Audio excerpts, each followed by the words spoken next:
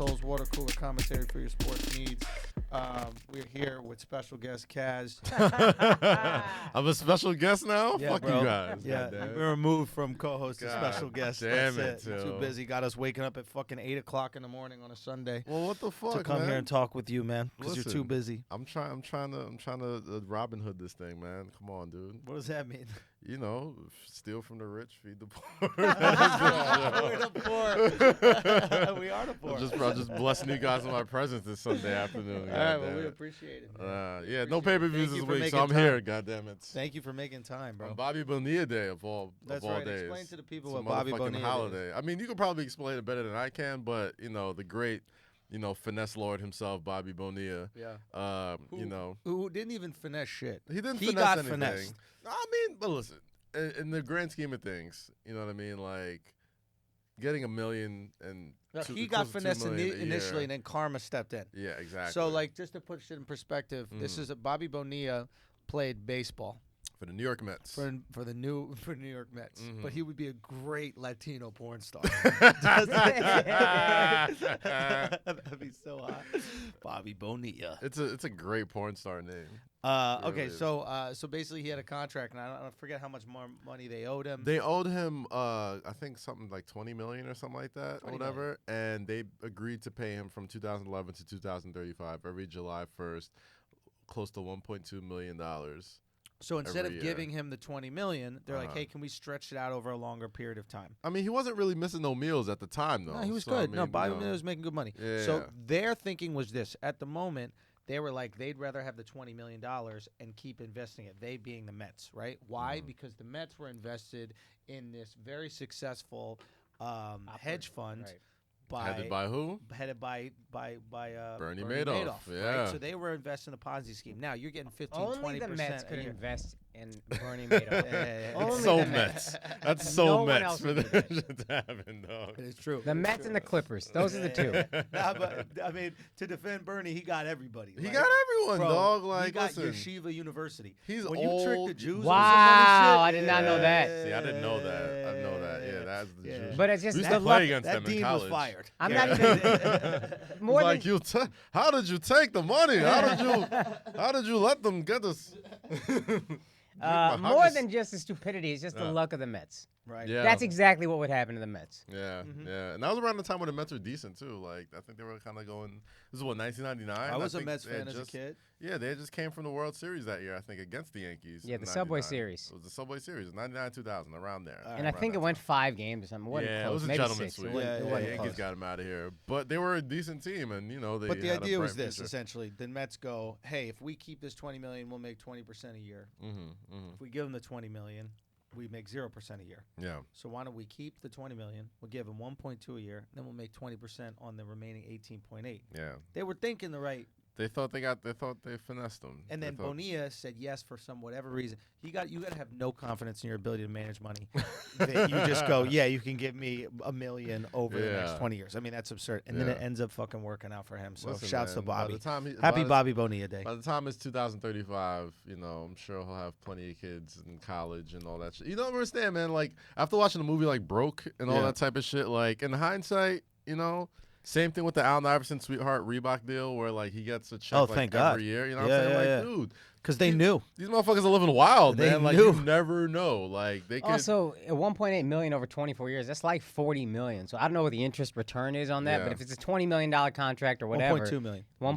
1.2 million. That was 1.8. No. That's not. it's like as 1.2, yeah. much. That's like They just give him a little extra to 25, cover 30, the, whatever, deflation. I'm sure he'll save us money. yeah. You're losing basically. money. That's what I'm saying. Yeah, it's not. It's a horrible deal. Like, he should fire his accountant. If Bernie Madoff ends up being like the best investor ever, He'd be, Bonnie he'd is an be idiot. sick to his stomach. Yeah. But, But it doesn't matter. That's karma's Bonilla. undefeated, as the kids say. It is.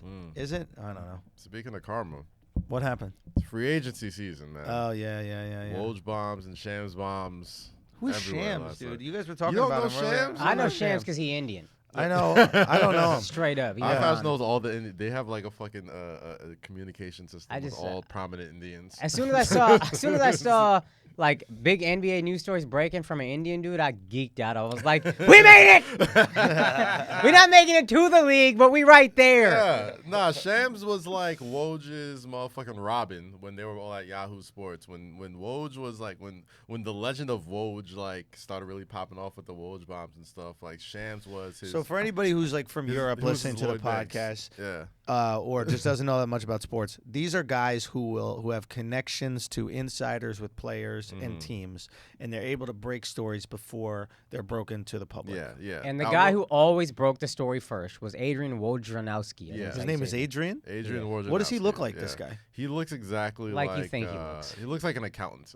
Dude, you know who I've always thought Woj was? You know the ESPN, like that scrawny testicle-looking dude that they put him in like the heavy metal gear? Oh, John Clayton? Yeah. Clayton. John, that's the football guy. Oh, I thought that was Woj the whole Adrian time. Wojnarowski don't look that bad, Yeah. but he's basically just basketball John Clayton. Yeah. Okay, and then Same type of thing. Then there's another guy, Schefter. He's football. Adam Schefter, yeah. He's a Wojnarowski football got a one. podcast at Stand Up New York. Isn't that funny? No, he doesn't. The Vertical podcast at Stand Up Labs. Really? Yeah. Woj.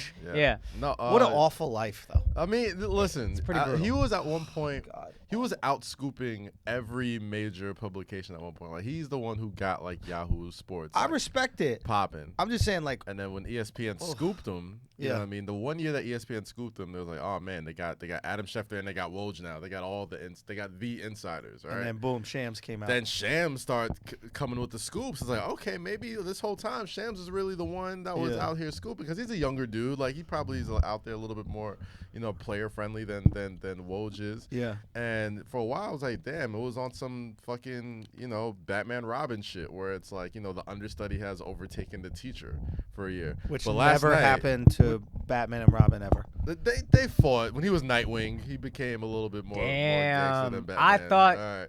I thought you really made Kaz look like an idiot, and then Kaz just proved what a geek he was, and made you look like the idiot that you are. Batman ain't never lost to Robin, B. That was a bad look everywhere. Come I've never on. seen a more bad Batman look. lost to Robin? You tell me in the comic we books? We could go all day with comic book. Wait a minute, did Batman really No, lose to Andrew Robin? can't Not go all lose- day. not lose I don't to know that Andrew much. can go movies. Not lose Yeah. to Batman, but like eventually, like Nightwing became like a more badass version of Robin, where even Batman was like, "Oh shit, like this guy, you're not just a little sidekick Fucking soldier no idiot. more. You're a How badass stupid now." you look. So you know what I mean? Like, so it wasn't that. It wasn't that. I know what you're trying to get I at. still So think I'm right. Yo, God damn it, it's Sunday. I'm Did, early. did I'm he sharp ever today. lose hand-to-hand combat? Who cares? Literally no one I cares. care, motherfucker. No, you don't. Shut you up. Didn't even know. Jesus, it's fucking kidding. Anyway. You didn't even know. I say all that to say this. Last night, Woj told Shams who daddy was. I'm annoyed. I'm annoyed at Akaash. Why? Why is that? I'm annoyed at Akaash right now because he's because- upset at me that I didn't get Waters. Mm. Because I was upset at him that he didn't set up the fucking studio. I mean, to I be set fair, up the studio as well as I Shitty. knew how. To be Shitty. fair, he As did well his as I best. knew how. Shit, the fucking TV's crooked, the chairs are crooked, The ever everything's so fucking slightly. crooked. Andrew's insane. Alex got to about do setting up the 14 studio. jobs. He got to do 14 jobs. And He's he back does them there. well. He got to learn a whole new board, a whole new fucking board. In about He's setting 5 up all minutes. this shit. I walk in the room. There's microphones everywhere. Akash just sitting in his fucking chair, twirling his thumbs. Hey, man. And No, then I he sit in looks my at me, chair, and too. then he looks, and then he goes to me when I walk in. He does that thing because he thought he did a good job. He goes, Yeah, we're ready. he goes, check that camera. Let me know if it's even. Swear to God, didn't Helen Keller could have Swear to put the God. fucking camera together better. The camera was white as fuck. It looked like security footage. Man, listen. Swear to God, Okay, Akash, what's your knew finger? I did a Put your bad fucking job. You did your finger Knew best. I did a your bad fucking job. finger You did your best. Swear to God, alright? knew I did a bad job, and it was, hey man, check that camera because I just did what I could, and I don't know. But also, This guy's been in TV for at least 5 years. At He's been least. doing TV for 5 years. He Yeah. knows what straight is. no, I really don't. That's the other thing. I swear, this is a real thing. Fold the that's what you get paper for in half. assuming. I'm not even lying to you. Fold the paper in half as a kid when they were like, just fold your paper in half. Yeah, yeah. I'd freak the fuck out because I would know my half is going to be mad lopsided. I was like, yo, this is going to be embarrassing. I'll get all the math right, but this half is going to be brutally lopsided.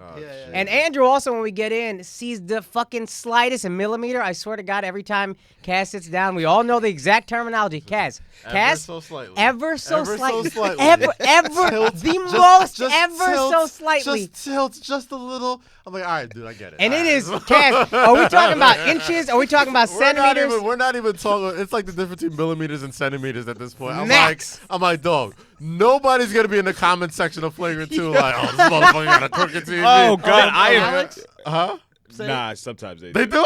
like, Well, fuck you, yo, then. they What's wrong with you? comment about the stupidest Son, fucking things. tell me the little shit that I care about our people watching on YouTube. All right, well, son. you know what? Fuck you We guys. trying to What are you doing? Straight in the camera. It's a little Straight in the goddamn, camera, Kaz. Tell a little him. goddamn sentiment. Tell We're him. trying to give you some good hot takes, give you some good Son, fucking sports talk. I'm trying Don't to be get worried the angles between right. Look. the difference between a millimeter and a centimeter Yo, on the TV. the What is TV, wrong with you? Let me tell y'all, the TV, the table, everything got to be even, okay? Because if you're watching and you're OCD like me, and the little thing is a little off, you're watching all the time, it looks bad on the brand. Oh, I You know what I mean? We're guess. trying to step it up. We're trying to step it up for TV. This is true. You know, But, we're trying to let the golly TV folks, gee. we know what we're doing, so they come correct. They with the know money. we know what we're doing, but god damn it, Then a millimeter and Akaash a set up the centimeter. fucking camera, and the shit is cockeyed. That's my point. That Is shit nobody was knows what the straight fuck you talking cockeyed, about. bro. Shit was not cockeyed. One day you come in with a normal shirt, you get all fucking. This motherfucker for the first time wear a It is t-shirt. definitely like the least festive shirt you've worn. Yo, I ran out of the dope one. Shit, I got to do what? What you want from me? 3 weeks of floral patterns and then That shit comes was through with some generic ass shirt. I don't even know what's going on. You got Yiddish on the It front of the says, shirt. it says bro in Hindi. It says bro in Is that Hindi? what it is? Yeah. Oh man, well it's tight. That's But at Hindi the same right time, there? Yeah. I think that's Hebrew, son. I thought you were Indian. on. I think that's Beach Hebrew. Boys Indians or just something. brown Jews. I've told you this. So they it might probably be, look yo. similar. They might They be. probably look similar. Yeah, I thought that was Palestinians. Andrew went downstairs, bought himself a water, didn't bring up. Son, three I'm more. 30 minutes late, right? Yeah. I'm 30 minutes late. That's Nice. why you Kaz bring want the to waters. record at 7 in the morning on a Sunday. Why you Motherfucker, blaming everybody Don't blame else, it on dog? me, goddamn. Blame it on You yourself. got 5 fouls right now. Look in the Because I mirror. don't want to blame Look in the myself. mirror. Because I don't Look want in the personal mirror. accountability. So we here. Take accountability, Yo, I'm a half Andrew. hour late. I walk in. I'm like, yo, Kaz got to get on a flight. He's going to be so rushed. I'm going to feel so bad. I'm already thinking about my excuse. I walk in the door. I walk in the door. Kaz nowhere to be found. Listen, first off, Kaz the latest. Kaz the latest to everyone. The trains. Kaz texts me as I'm getting my Uber. Oh, train's fucked up. I'm being 8 minutes late. The train's been fucked up for the last 6 months. I didn't know that Eventually, you gotta start to realize the shit. trains is Goddamn. fucked up. I didn't know they right? closed the fucking Wall I took Street a cab. exit. I took a cab to get here at 9:04 because I felt so bad about making you late. You showed up at 9:40. Oh, no, trust I me. spent 20 You're not- bucks. you're I not didn't have to making me spend late. it. I'm negotiating with my fucking Ghanaian cab driver. Like, hey man, I haven't worked in a while. Listen. This is an expensive ass cab fare. Hook me up for 20. But we all know train fucked up is code for I just running late. Yeah, Like, I yeah, left. yeah. I was No, out. train I was was hell. You know what I think? I was think out the Kaz- crib at 8 something. Kaz is under the impression that like the train just goes from wherever he gets it directly to here. It does. So It does. I I'm in know. East Harlem, And then all of a sudden and it he's drops like, me off right at "Yo, Wall for some Street." reason the shit be stopping every like 6 or 8 blocks. I don't know why, but it's weird. So I'm gonna be a little late." If I afford Your myself excuse 40 was- minutes to get No. here Your excuse on a though, weekday, Your excuse, I'm good money. Your excuse was, yeah, they took me one stop too far. I had to walk over. I was like, that's an 8-minute no, walk. not too far. Take a cab if it's It a stopped at 15-minute the walk. Brooklyn Bridge. Take a cab. The Brooklyn It's a Bridge 15-minute exit. walk. That is not a cab ride. Wait, That's Brooklyn Bridge. Brooklyn Bridge. Brooklyn Bridge City Hall, right? Brooklyn Bridge City I Hall. know that one. To Wall Street. Yeah. That's not a No, cab. Wall Street's right here, baby. That's Wall what I'm Street's saying. like Like, a yo, if block I take away. a cab from Brooklyn Bridge to Wall Street, I'm a dickhead. Like that's Yeah. Also, if stupid. you 40 That's minutes like a late, $3 you a cab dickhead. ride. Hey, well, listen. Yeah. Y'all, Anyway. win, lose, or draw, I'm out of here in an hour. So, I don't know what the fuck y'all on. We get to this free agent talk. What do you want to? Anyway, so I'm glad we flushing this all out because I need to get it all out of the system so we can have a good podcast. We really doing it for you. We working out the We needed it. podcast problems for We needed everybody it, else. goddammit. It's all good. So then, Akaash, you go get the what is it? You went to go get the waters? When? Just now? Yeah. Yeah, I got a Yeah, glass the of water. cup of waters. Oh, we which got is the cup helpful. of waters. That's Yeah, right. because Andrew didn't buy water, so I was like, he was like, I we need usually to. buy waters. I Before buy you, it was me. yeah. Was it not? You took on that responsibility. You know what I mean? We all got responsibilities. Alex, I'm not good with that. Usually, I but you've usually been buy slipping water. the past couple weeks. I haven't been slipping. He's been stepping up. All right. But I mean, he had to step up because you were slipping. It's And my for the responsibility record- to get everybody water for the record, and when- set up the cameras and the lease. No, For I'm the doing record, when you camera. walked in, I was transcribing all the stories. 'Cause I remember last time I was like, oh, fuck, Transcribing. we got to stay on track. I'm going to keep us on track. Let me write out all the shit that happened. I'm reaching shit. gotta keep Andrew on comes track. in. Keep on Yeah, track. we got stories. You're doing a great job keeping us on track. Well, shit, we're Well, still, you we're got to still let us work. Listen, We got to listen. work, but we got to write down what the It is. stories All are. right, this is my last grievance with Akaash. This is One my last grievance one, with and then Akaash. we got a lot of free All right, agency ready? to to talk about. We too close, man. I don't like this you my airing last- out your this- grievances This in my last public. grievance, right? Akaash only does this shit be pissing me off, right? I get like a delicious something. I don't know what it is, right? The most delicious of something, right? Today it was a banana chocolate chip muffin, That's right. which Yeah, was you- mad dry. Which You was mad complained dry. about the whole time. Yeah. But I did dunk it in my coffee, and that shit got moist. You didn't say that. You didn't say that. Son, I bust off a tiny little piece of that, little of tiny that muffin crevice. top, son. I bust off that muffin top. I bring that shit right to my lips. I put it in my mouth. The chocolate just hits my tongue before I can even Ever so enjoy it. slightly. Before I can even enjoy it. I'm like, yo, what we Akaash gonna had do no- with that? this boy said, hey, can I have a little piece of that muffin? Can I have a little piece of that muffin? We don't Motherfucker, share can I food. chew? Can I chew? Can I don't enjoy share my goddamn food. muffin? Could I decide how much of my muffin? What I told him, I was so infuriated. I just Here, said, take it. I, Take the no, fucking I didn't muffin. say take It's it. like I said no. I said I will see how much of this muffin I'm gonna eat, and then I will decide how much you should have. And then what did I say? What'd you say? I said, that's fair. It's my muffin. Of course it's fair. And I don't know. Yeah, but you acting Whatever's like I'm left over here over is pitching a fair fit. at this You point. acting like I'm over here being like, hey, oh, you're not going to give me your muffin? We supposed to be boys. We supposed to be family. What happened? Family Throw can't this share banana food? at you so bad, son. That's some white shit. That's some that's white not shit. privilege, My goddammit. food is my food. That is not Oh, privilege. no, that's some poor ass Indian shit. Always Lovely. begging we for share food. food. We share food. Here's share Chaiwala. food, Here's goddammit. Chaiwala. Here you go. Sing me a fucking song on the corner, and then I'll give you I some will of the food. gladly. I'll dance with the motherfucker. What you talking about? Act like We'll I dance won't. for food. Man, we are so off the Fucking rails. loser. We're so off the rails, goddamn. All over a muffin. This muffin is breaking us up, Oh man. my God, that shit, I had to get it out. I had to air my grievances. God now we damn can it. be fun. Now we can. Fucking hell. Happy Festivus. Yo, we needed to do that. The airing of grievances. Now we can be a family. Are we doing feats of strength next? Feats of strength. No, we good. We good. NBA free agency. NBA free agent. Let's talk about Paul George. I got fat, son. Oh I think gosh. in a day. Nobody bro, cares in if a you day. got fat. I did get fat. We got to talk about Paul George right now. God damn it. Oh my God. Paul Go, George go. did the most hoish thing I've ever seen. Paul What he George? Yes, Paul George. I think he did some ho shit. Okay, What? go ahead. I think some real ho shit, right? So, obviously the whole talk, the reason why Paul George was even in Oklahoma City in the beginning is because Paul George let the Indiana Pacers know, by hook or by crook, I'm going to be a Los Angeles Laker. I want to go sign there. I want to go play for the home team, yada, yada, yada. They're like, great. We're trading you to Oklahoma City. Go enjoy that, right? Mm-hmm. It's pretty much there on a rental. The Oklahoma City Thunder's thinking, you know what? We don't know if we're going to keep him, but we're going to try our best. We're going to play well, yada, yada, Shoot your yada. shot. Whatever. We all know how it ended up. Utah Jazz got him out of here by a rookie and Ricky Rubio and Joe Ingles, whose hairline starts right back here. Shout to Joe. Washed them the fuck out of here Yeah. with three, perennial the Louis all-stars CK and hair. shit. All that shit, right? So every time he saw Paul George in the offseason, people asked him if he's going to L.A. He had, like, the L.A. colored PG sneakers from Nike. You know what I'm saying? He had the motherfucking PG, documentary that he was purple doing. and gold. Yeah. Everything was working out. He had the documentary for ESPN. And, LeBron opted out of the Cleveland deal, Do you think they're which paved the way for the Lakers to not have to give up any of their assets outside of Julius Randle, which, if they want to exercise that option or not, to outright sign LeBron and Paul George to a team which already has some pretty nice young talent, and they can add some pieces here and there.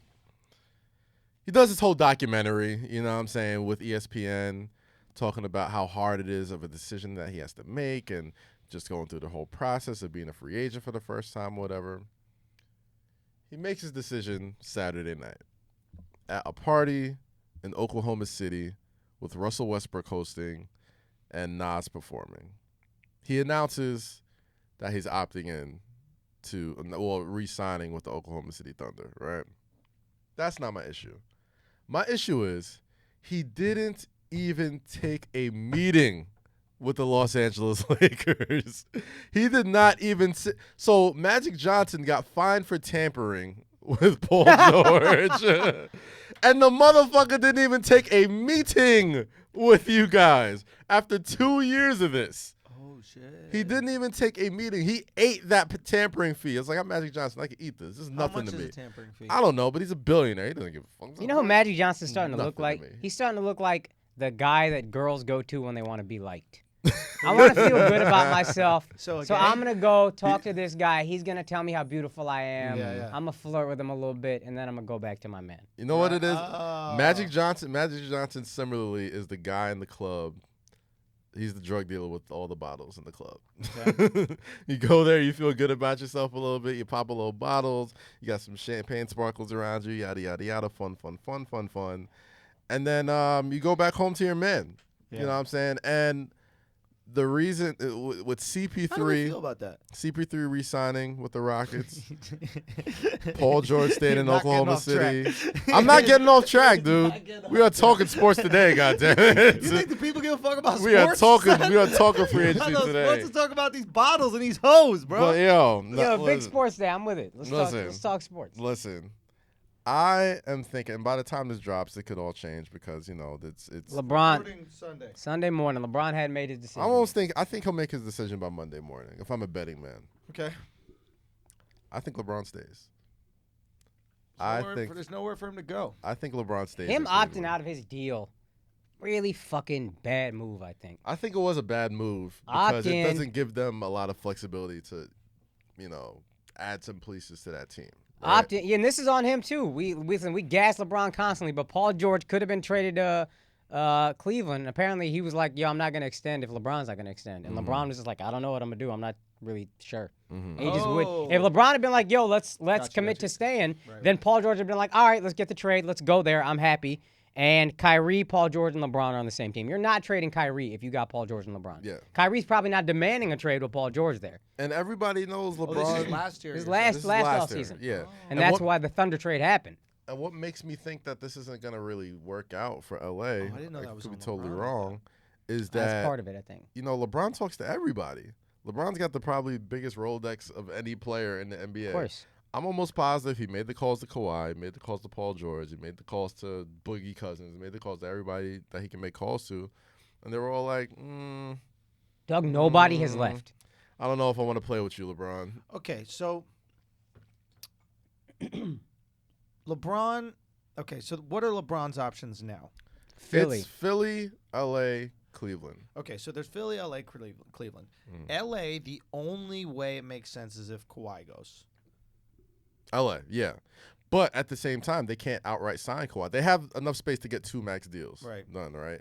Kawhi's not a free agent. You got to trade for him. Sure. So now you're already hurting the team. Like if you went there with PG, you'd get a similar to Kawhi type player. Yeah. And here's the thing: the Lakers weren't terrible. Hurting the Lakers. The Lakers weren't terrible. They were a nice, young, fun team. That's what I'm trying to say is that if you go there with PG, you don't have to clip anything that's existing there on the team. Exactly. Right? You're just adding assets. Now, if you go with Kawhi, you're gonna lose a couple things. Yeah, you're gonna go, and the Spurs aren't giving him up for nothing Absolutely. cheap. And then Lonzo tore his meniscus. Yeah. So purposely. He was, He was like San Antonio. That did drop. That dropped. I heard what Barkley said about the bitches out like there. the I ain't leaving yet. That He's like, I've been dropped- LA my whole life. I would have stabbed my own leg That shit too. did God. drop That's a immediately, more- right? Yeah. Uh-huh. And LeVar Ball is no clown, dog. Like, as soon as he heard that shit, he was like, Lonzo, come here. Yeah, I think your knee Whack. hurt. I think your knee a little sore. I mean, everybody got a torn meniscus. Yeah. Honestly, like I think a lot of it's a very common injury. It's a very common injury for like everybody for probably got a anybody who- small tear in their Yeah. meniscus. You could play on it. It's not like the craziest It's thing. a little nick of a pain, but like you're not like gonna- pitchers, a lot of them have like a partial tear in their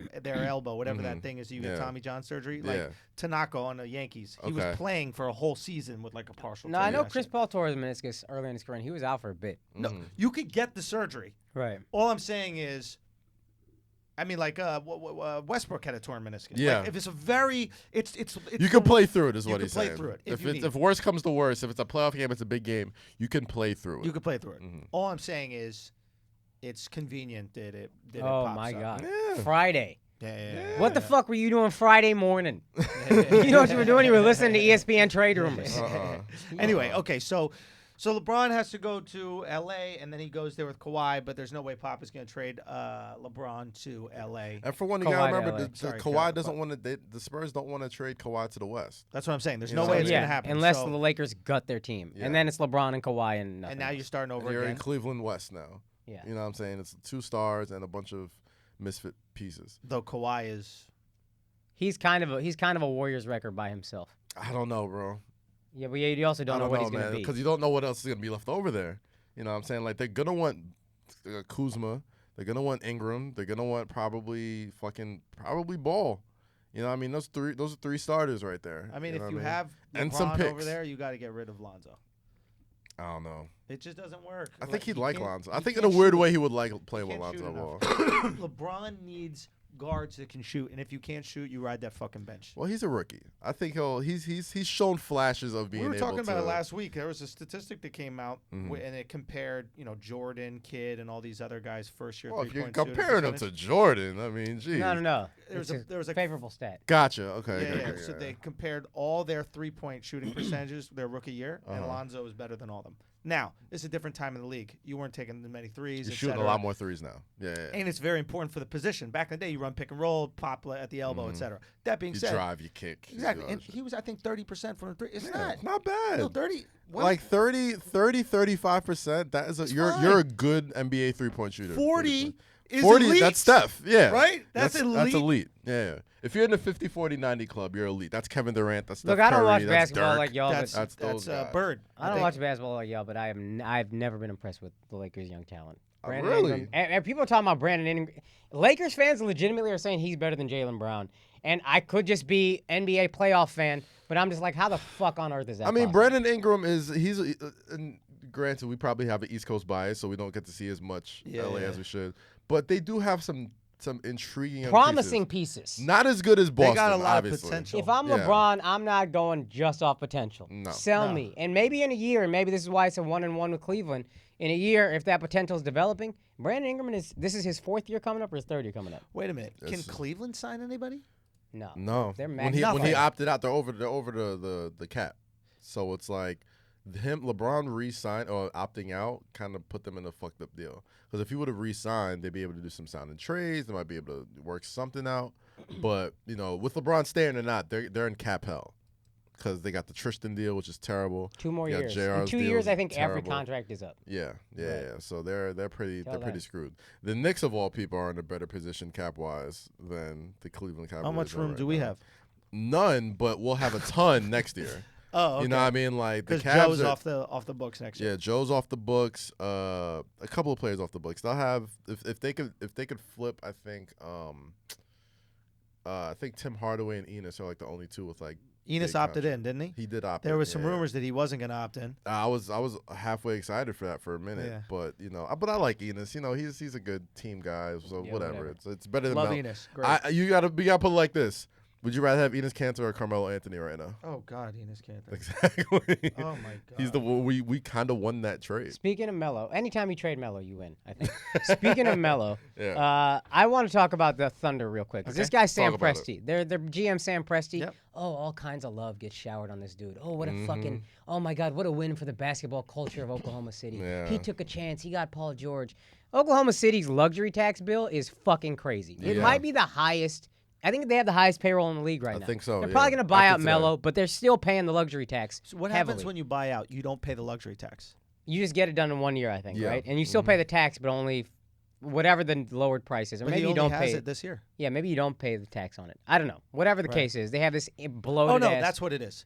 If you buy out, you probably don't pay luxury because why would you be charged for someone who's not going to play? Okay. Exactly. Okay, fair Exactly. enough. So they'll save some money there. Right. But bloated ass payroll. Right. Team that lost in the first round of the playoffs, but he's still a genius. Mm-hmm. The whole reason they have to do this is because 5 years ago, whatever it was, he traded James Harden just so he wouldn't have to pay the luxury tax. Yeah. On a principle, we are not going to pay the luxury Yeah. tax. We don't have the payroll. We can't afford it. Trade a fucking MVP. Get the other MVP so mad that he walks and leaves the one MVP left who may or may not be bad for a team. James Harden was the glue that kept that young core together. And You know now what I mean? that is that's the Warriors. That's Granted. young Warriors. 3 MVPs on one team. Yeah, I mean, granted, there's no guarantee that James Harden becomes James Harden still as He the was third sixth man banana. of the year, and he was only getting better. Exactly. And if you got to trade one of them, he had 1 And year they left on his thought- deal. You could have run it back. They just made it to the finals. And You know they what I thought Serge think it Ibaka was with important. James Harden. Yeah. And I chose think Serge Ibaka over- Serge had potential. He had a good couple of years where he was did. like probably the second or third best defensive player in the league. And he could splash a little bit from outside, but I think the thing with Harden is like Westbrook and Durant knew how good he was because you're practicing with this guy. Yeah. You see the skill, you see what he can do. Yeah. And when you have someone that's that good and willing to come off the bench, it kind of checks your ego a little, Mm-hmm. right? You're Maybe, like, yeah. oh, I'm willing. Oh, it's like If this awesome talent is willing to sacrifice for the team, that's it. you know what I mean? I'll, That's the I'll glue- sacrifice my ego a little. Like for example, let's say we're doing comedy on the road, Mm-hmm. right? Yeah. And then some big time headliner that we're opening for is like, oh, I'll just stay at this motel. It's not a big deal. Yeah. There's no way you're It staying checks at the your fucking- ego. I Yeah, can't bitch and say I want to be at the Hilton or some Yeah, shit yeah. like that. And maybe that's why like you need these veterans, these like Juwan Howard. Remember how Juwan Howard would just stay on a team? Yeah. Or like Udonis Haslam would just stay on a team. Like Kurt Thomas. you need these guys. You need for those the type Knicks. of character You need these dudes. guys who like are respected. And it's rare that type of guy is young and talented. Facts. You know what I'm saying? Yeah, and yeah, James yeah, was yeah. young and talented at that point. He was a top 3 pick in that Okay, draft. so he was a maybe- top 3 pick in a draft that might go down as one of the greatest drafts ever. So maybe the knock on Presti, right, is because right now people are giving him all this credit for signing these guys or this kind of stuff. Mhm. It's possible to say that he's a great, I don't want to say manipulator, but like It sounds like such a dirty word. because it sounds dirty, but Yeah, like yeah. in a way he kind of manipulated these guys to buy in. He's manipulated Paul George to buy into being in a small market that's not going to win. Stillwater, with no talent. Yeah, Oklahoma. but my man can fish all he wants to, though. He does love to fish. That's Hey, one thing. They fish in the Pacific. You know what I'm saying? They got big ass. But there's a fish lot out of there. holes on the way to the pond. It's really distracting. Oklahoma City might- don't you have might that get There's problem. no hose. There's no distractions. Right. There's too many strippers. Been there, done that. You might get some aluminum cans and shit, like some Like littered ass simple life. water. Yeah. So, but maybe, all right, maybe two things are true. Maybe Sam Presti is like a horrible GM, but a great eye for talent. Great eye for talent. But at the same time, you don't need that great an eye to say that Kevin Durant's going to be a good basketball player. I mean, I don't even think he's a horrible GM. I just think he's such a genius. I think we gas him all the time and forget that the reason he's paying for this middling team is because he traded away an MVP. well, here's my And then the thing. next year before, by the way, the next year, maybe the next 2 years, Kevin Durant had major injuries. Russell Westbrook had major injuries. You know who would have stepped in really nicely when one of them went down? James Harden, yeah. James Harden. Your sixth Yeah, man. This is true. Here's my one thing. The one thing I'm if Sam I'm a, if I'm Presti a, in my head looks like John Clayton. Every white guy that I don't know what he looks they like, look like, but if they're you John told me that Clayton. he looked like John Clayton, I'd be like, I believe that. I Dude, believe John that. Clayton does look like a fucking testicle, does he not? The man looks Just legit like a comb white over, testicle, with some just- pubic hair just tucked around. Pale as Yeah. all hell. Oh, just God. he looks fucking- like, you guys ever watch South Park? The teacher? Mr. Mackey. Mr. He Mackey. You look like definitely Mr. Mackey. We're not gonna sign James Harden. Okay. 7 hours. How does he know about $7 football? million. Like if that guy at a bar was telling you about football, you'd be like, listen, you testicle. But do you Shut your see? fucking But do you mouth. see why pro athletes get so fucking mad at ESPN and all these fucking Go. huge sports companies? Because it's like, who in the fuck is a John Clayton to me? Who's the guy that does the draft, the mock drafts every year? The guy with the big ass head. You know the Schefter? dude, not Schefter. He does the mock drafts. I don't know, whatever.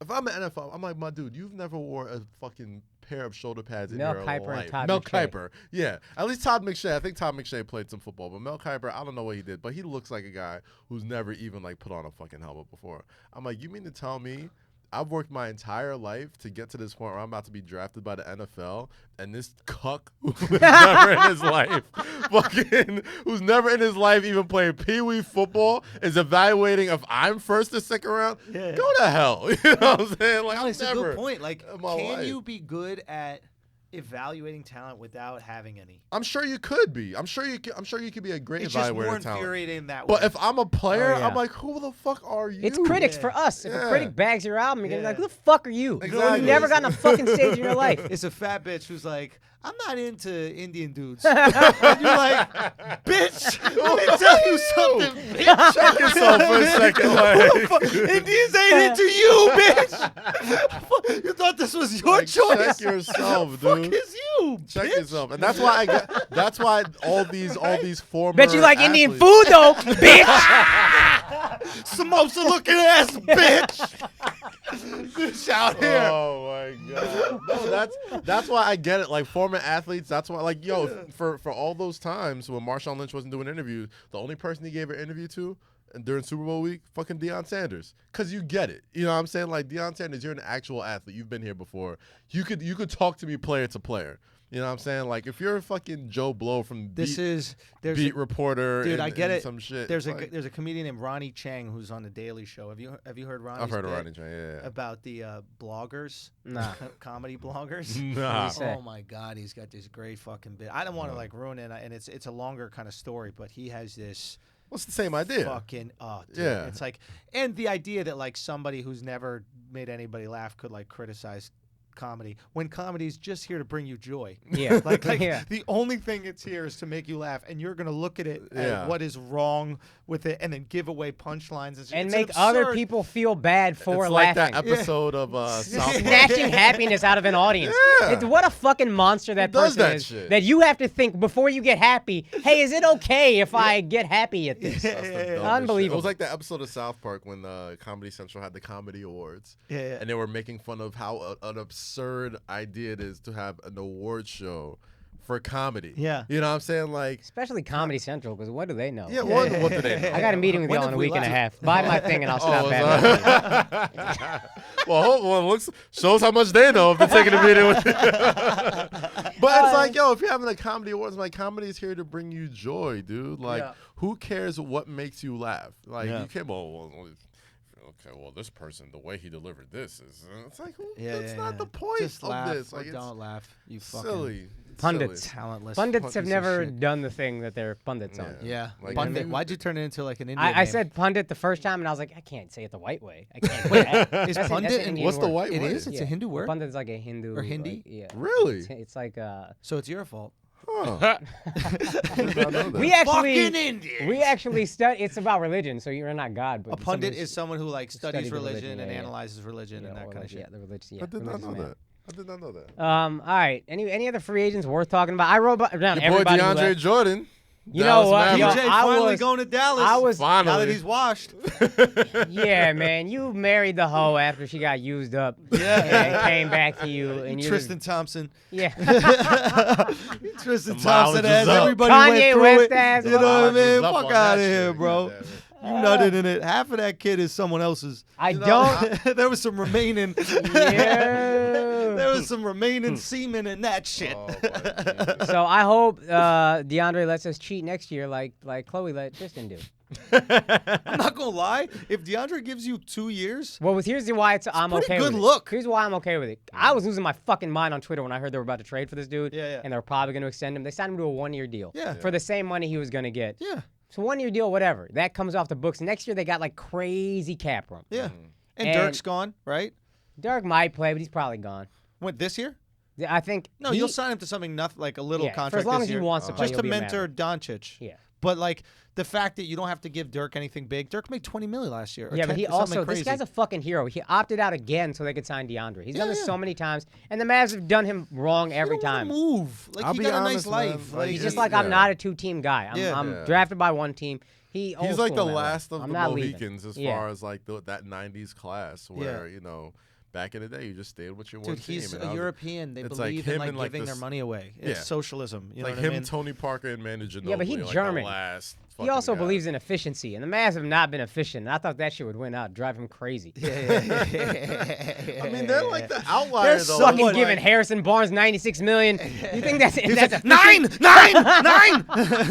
Someone stop this, please! This is crazy, please! I've seen this happen before. We need. Oh, my I've seen God. bad decisions push us here before. Stop it before it starts, please. He's holding that hand up after he shoots a little too long. You're like, Dirk, calm Like, down. Dirk, follow through, follow through. Calm down. Follow with that. through. Don't Put the keep wrist that down. right hand in the air Put too the long, wrist Dirk. down. Everybody relax. Put the wrist Every time down. Harrison lifting the wrist after the follow through. No. Every No, time Dirk. Harrison turns it over, his arm's just raising. I'm like, Dirk, no, hold his arm down. Hold his arm down. But nah, you know what, Dirk, you have a Dallas, black wife. Remember, you have a black wife. He has a very black wife. You have a black wife. That gave him, Someone call the wife. Get him something from the cookout. Get him some. Give him a plate to go. takes a foil book Quickly. to go Some put collard everywhere. greens. He's lifting Yes. the arm again. It's like the Winter Soldier. Like anytime he's about to wild out, you gotta like Take the arm. bring Take him back the arm. again. Like, the arm you from gotta say the words. It's like all right, yeah. Mission reports. You know? So Fucking Dirk, after 3 losing seasons, just World War II breaks out again. Cuban, you visa with us or against oh us? my God. It's I'm like sorry, you with us or against us? Luka Doncic is like the last resort. He's like, all right, man, if you don't get this fucking European stud, we're losing Dirk forever, man. Like, he's going to go crazy. He's going to find Captain America and shoot him and try and punch him with his metal arm. Bro, and shit. it's so fucked, but it's Wow, so Dirk true. is the Winter Soldier, He's man. a sweet guy until shit goes He's a great down. guy. He's Bucky's best. He's Captain America's best friend until you gotta fucking scramble his brains back before he turns back into 9-9. Every year he getting one line of a swastika tattooed on his arm. just give me about 6 years of shittiness. It's gonna be fully formed. Circle in the 7th. Bro, what's her face? Shouts at Paige, Charlemagne's assistant. Yeah. Paige. Paige's great She people. was wearing a like an anti-Nazi pin. So it's a swastika with like a red line between, like the Ghostbusters has like the red line between. But like, I don't know, bro. Was it The too, line wasn't thick enough. It wasn't I mean, like if you wasn't wear, red enough. Bro, Like, if you wear that was shit, it? it gotta be majority line. Yeah. And like a little bit swastika. That shit was a lot swastika. I was like, yo, Like, you it looked going like, out it on a looked like limb. you added that X like a little late. Like the She had- swastika was there already. She luckily had the Black Lives Matter pin right under it, and I was like, okay, that's gonna make someone look extra hard. But if it was just that one, you might have Dirk like, see, it's happening, it is happening. Oh fuck. I don't know, man. Them tiki torch Nazis. I don't know, bro. They out there. Yeah, they out They're out there. Goddamn it. But I don't know. Dallas is like weirdly intriguing to me, man. I think they just want because the first round pick they gave away next year is 1 through 5 protected. Okay. So they're like, let's just make our team Let's make our team good this decent year. so Try we to don't give away that and not pick. give away a fucking top. But no, 1 through like 5. a sixth pick. Hold on, Mavericks- sorry, 1 through 5 protected. Meaning if it's a 6th pick or later, they have to give it away. Yeah. And So- they're too good to be 1 through 5. Like Harrison Barnes, and he's not great. Yeah, but- they're gonna be fine. They're gonna be fine. So yeah, there's yeah, like, yeah. let's just make a playoff push, get out in Yeah, the yeah. first round, I give mean, away our they pick, look, and they then look. They're not no world beaters by any chance, but they're definitely like intriguing. No, I like think Dallas is Luka, fun. I think Luka Doncic is definitely like the most like pro ready rookie. you Like, think he's gonna, the most pro ready. I think I he's was the most wondering pro about ready. that. Like What I about think Ayton? Ayton's he's a big man, so it'll take some time for him to like kind of adjust to like Yeah. the physicality and all that type of shit. But like just skill wise, Luka is a guy who could help any team. I need to watch these You know Real what I'm saying? Madrid games because The people dude go is crazy over he's him. like, and here's the thing, he doesn't blow you. And I think I talked about him on the podcast before. Like he doesn't blow you away athletically, Yeah. but he's like I heard as a passer, it's crazy. he's a like 6'8" he's point like, guard. a James Harden athlete, where it's like he doesn't blow you away athletically, but then he'll do some shit like flop, not flop, like flop, but he'll do flame some- out in the playoffs. he'll What's he do doing? some Tell me shit what he's like- doing. Like it's like James Harden. He's a Getting Chris Paul $160 million. That's way too much money. he's Losing Trevor He's a Ariza. skilled fucking dude, man. Did they I'm lose telling you. Ariza? They lost her. They That's lost Ariza. this Yeah, and this. Ariza signed You know to, what? Phoenix I was going yesterday. to talk about this later, but this is maybe the biggest loss of the free agency period so far. Well, I guess nobody else left. Yeah, But yeah. this is really underrated. How much this is going to hurt Dude, them. Ariza Yeah. really helped him, He's man. a glue guy, man. Against the He's a guy- Warriors in particular, he was huge. Who's a He's better one of those guys that every Who's a winning better team 3 needs. and D role player? Not three, like obviously Clay and PG. These guys Yeah, are guys who yeah, can hit the yeah. 3. But like 3 and D role player, who's better than that in the league? Who's a better deal for 3 and D? You don't have to pay him that much And money. he's a Larry Bird guy, so you could have signed him without. You just had to pay the luxury tax. Oh, you have bird rights. Yeah, and my homie was like, from Houston. He was like, "No, you would have to pay $30 million because of luxury tax." Yeah. All right, but you're giving Chris Paul $40 million in 4 years. Yeah. You think that's worth it? But Wait a this minute. By the is time he's Paul's getting 37. I just You put got this Chris together. 4 He's years, gonna be- $160 million for Yeah. Chris Paul. They're gonna be paying for him until he's 37. So when he's And his body's 37, breaking down. And the motherfucker didn't make it past this season Oh off a my non-contact God. injury.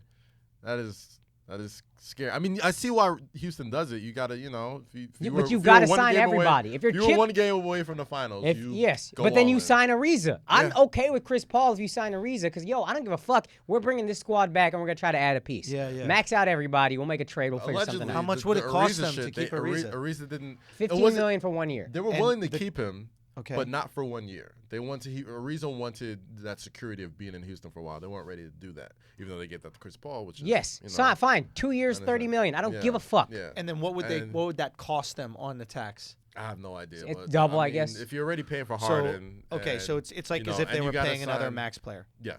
And they're trying. I'm not saying that's what they would get. No. But that would be the cost. I know. Right? I think honestly, the cost is, but I don't care. If you are choosing between him and Clint Capella at this point. No, it wasn't choosing because you can sign both. You just had to pay luxury tax. Pay luxury tax. You want to fucking win a ring. This is the squad you believe in. You haven't made any other moves. Yeah. You are losing an important piece. So now you're going to pay the luxury tax. And you can beat the Warriors. And you think you can beat them. You know you can beat them. You showed that you can beat them. If D'Antoni would give Chris Paul some fucking rest or extend his bench, Yeah. now he just lost another valuable contributor. So who's their seventh guy? Who steps into that position, right? Who becomes the new Ariza? PJ Tucker? No, Tucker can't. No, I mean, listen, Tucker, I got goosebumps even just saying it because I watched that and I was so impressed by his heart, his fucking hustle, the offensive rebounds. Dude, just but he's not the guy who can chase around Kevin Durant. Yeah. And he's not the guy who, he can hit the corner three, but Trevor is a special dude defensively. Like, not many people are built like him. Yeah. He's from the Kobe school, man. Like, he took a couple of years from, playing with the Lakers and being like, it's motherfuckers did not give role players enough credit. You know what I'm saying? Like, people think it's really easy to play. The Cavaliers showed you it's hard to play with stars. You know what I'm saying? And there's not a lot of players like Trevor Ariza out there that you can just throw them out, like the Andre Iguodalas of the world, the Trevor Arizas. Like, those guys you can just put next to stars and be like, dude, you don't want to guard this guy? I'll guard him. Yeah. I'll hit the open shot. I'll do this. I'll do that. And they're athletes. You know what I'm saying? Trevor Arizas don't just grow on trees like that. You think you could go and just find another guy who's 6'9" that can shoot the three and guard somebody, but like, can they though? If you're gonna give Chris Paul $40 million when he's 37, you can give Trevor Ariza $30 million, whatever it costs you next year. $30 million a year for the next 2 years is fine. That's the same thing to me as $40 million when Chris Paul is 37. Yeah.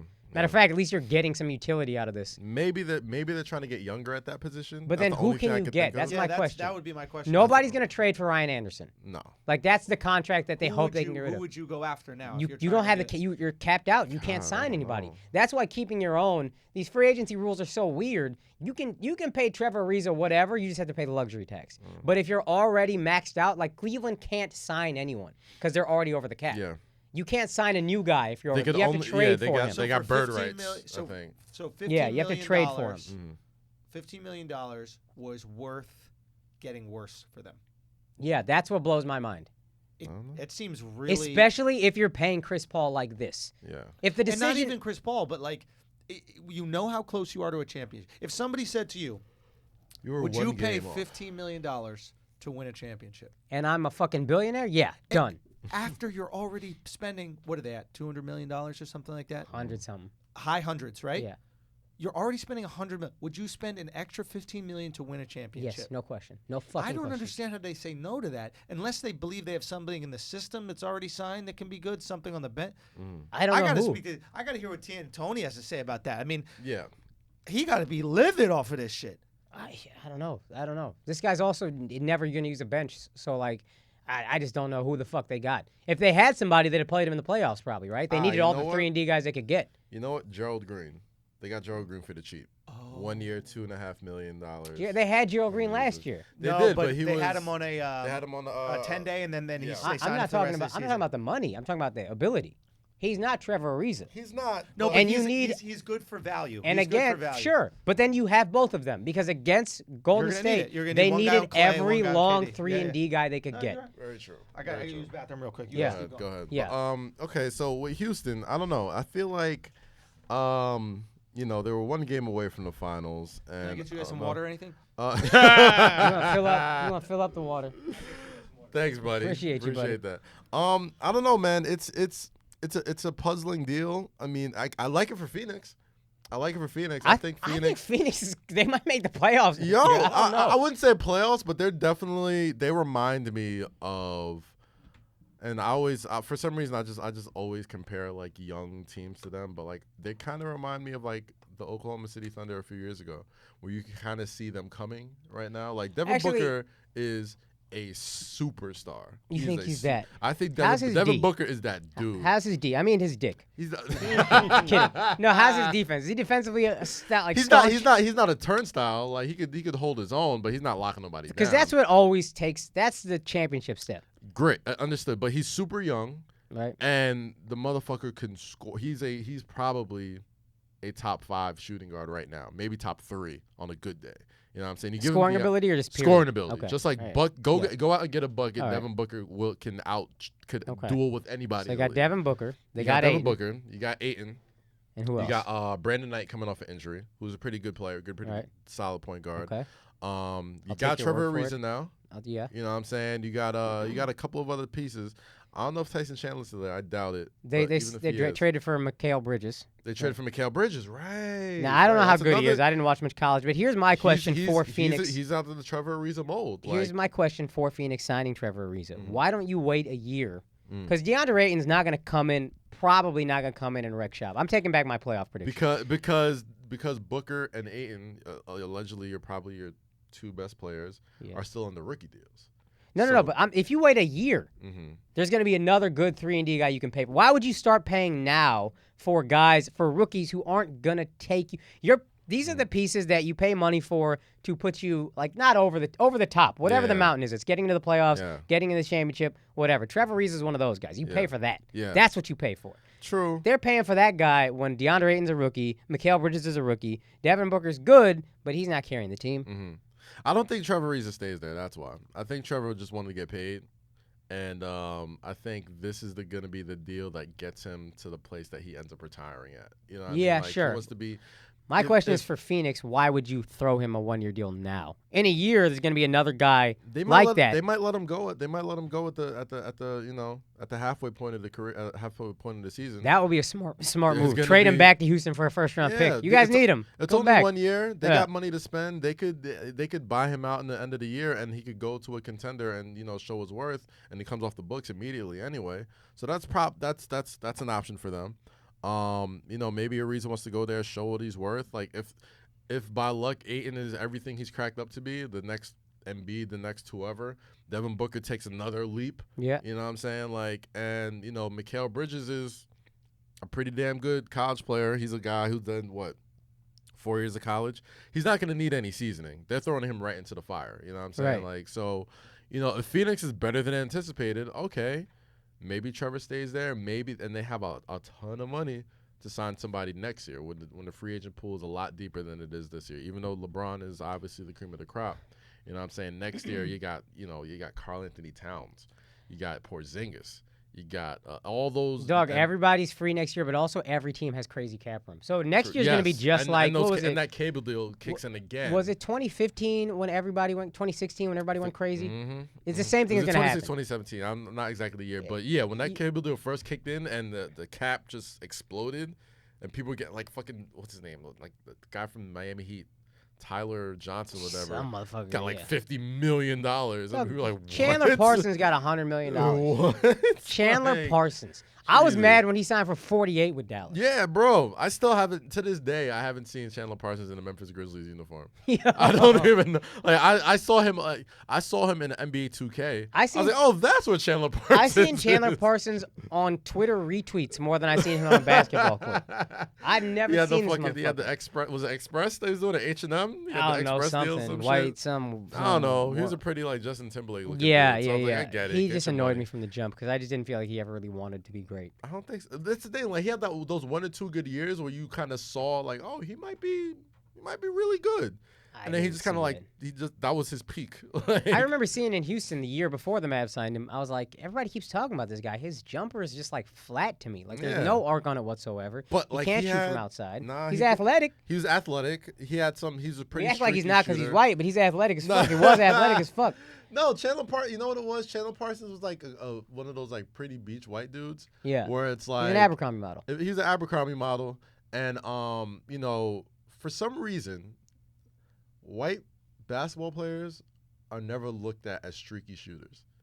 For some reason. That's a great fucking You ever point. notice that shit? Like, yeah. They're also never looked at as athletic, which they never sucks, look at. but then, I guess it's a fair trade. Yeah. You know what I'm saying? They never look at you athletic. But if you're like Chandler Parsons is a streak shooter, right? You know what I'm saying? But they never call him a streak shooter. I don't know why, but Because you assume white people can shoot. You assume white people can shoot. If you see a white person hit a couple jump shots, you just say, "Oh no, he's just a shooter." The only thing about Chandler Parsons, Nobody just says, "Oh, J.R. Smith's a shooter." It's like, no, he's a streak shooter. He has to get hot first. Yeah. Well, he is a streaky shooter. He's a streaky but shooter. So is Chandler Parsons. But he's a shooter. Yeah. What's the difference? He's a shooter. Who isn't a good shooter when they got hot? Everybody. J.R. Smith would take some fucking dumbass shots. Yeah, though. but that's him. That's J.R. Smith gets that pass. So that's him pass. This motherfucker can dribble out to the 3-point line in a tie game, and we say that's him. Well, I'd rather be a streak shooter than whatever the hell Chandler Parsons is right now. Okay, cool. I'd rather be a streak shooter than the guy who gets a rebound in a tie game and then dribbles out the 3-point line in game 1 of the finals and makes LeBron want to leave Cleveland. Yeah, that was, oh, God. Which he might not actually do. Yo. If Cleveland fans start burning jerseys, they should burn J.R. Smith. That'd be the funniest thing in the world. If LeBron left and everybody just burned J.R. Smith jerseys, like, I'd be so happy. I'm like, yo, your anger is totally misguided. Like, I don't like to hyperbolize a bunch of, little moments in games or whatever. But fuck, if the Cleveland Cavaliers steal that first game in Golden State with an all-time great performance by LeBron James, who knows who watches that game and like, you know what? I'm gonna go the next year and give him some help. Who knows what happened? Like, who knows if that series goes 6 and they still lose? Well, nobody can go there because they can't. They have no cap room. That's LeBron as GM will fuck your cap. But at the same time, they still could have made some moves. They might have made some trade. They might have did something. You know what I'm saying? But that one game, still in that one game on the road in the finals, could have changed everything, and they were in prime position to do that. They might lose in 6 instead of 4. Yeah, but they might take game 3. Exactly. Like you lose in 6 to the Warriors.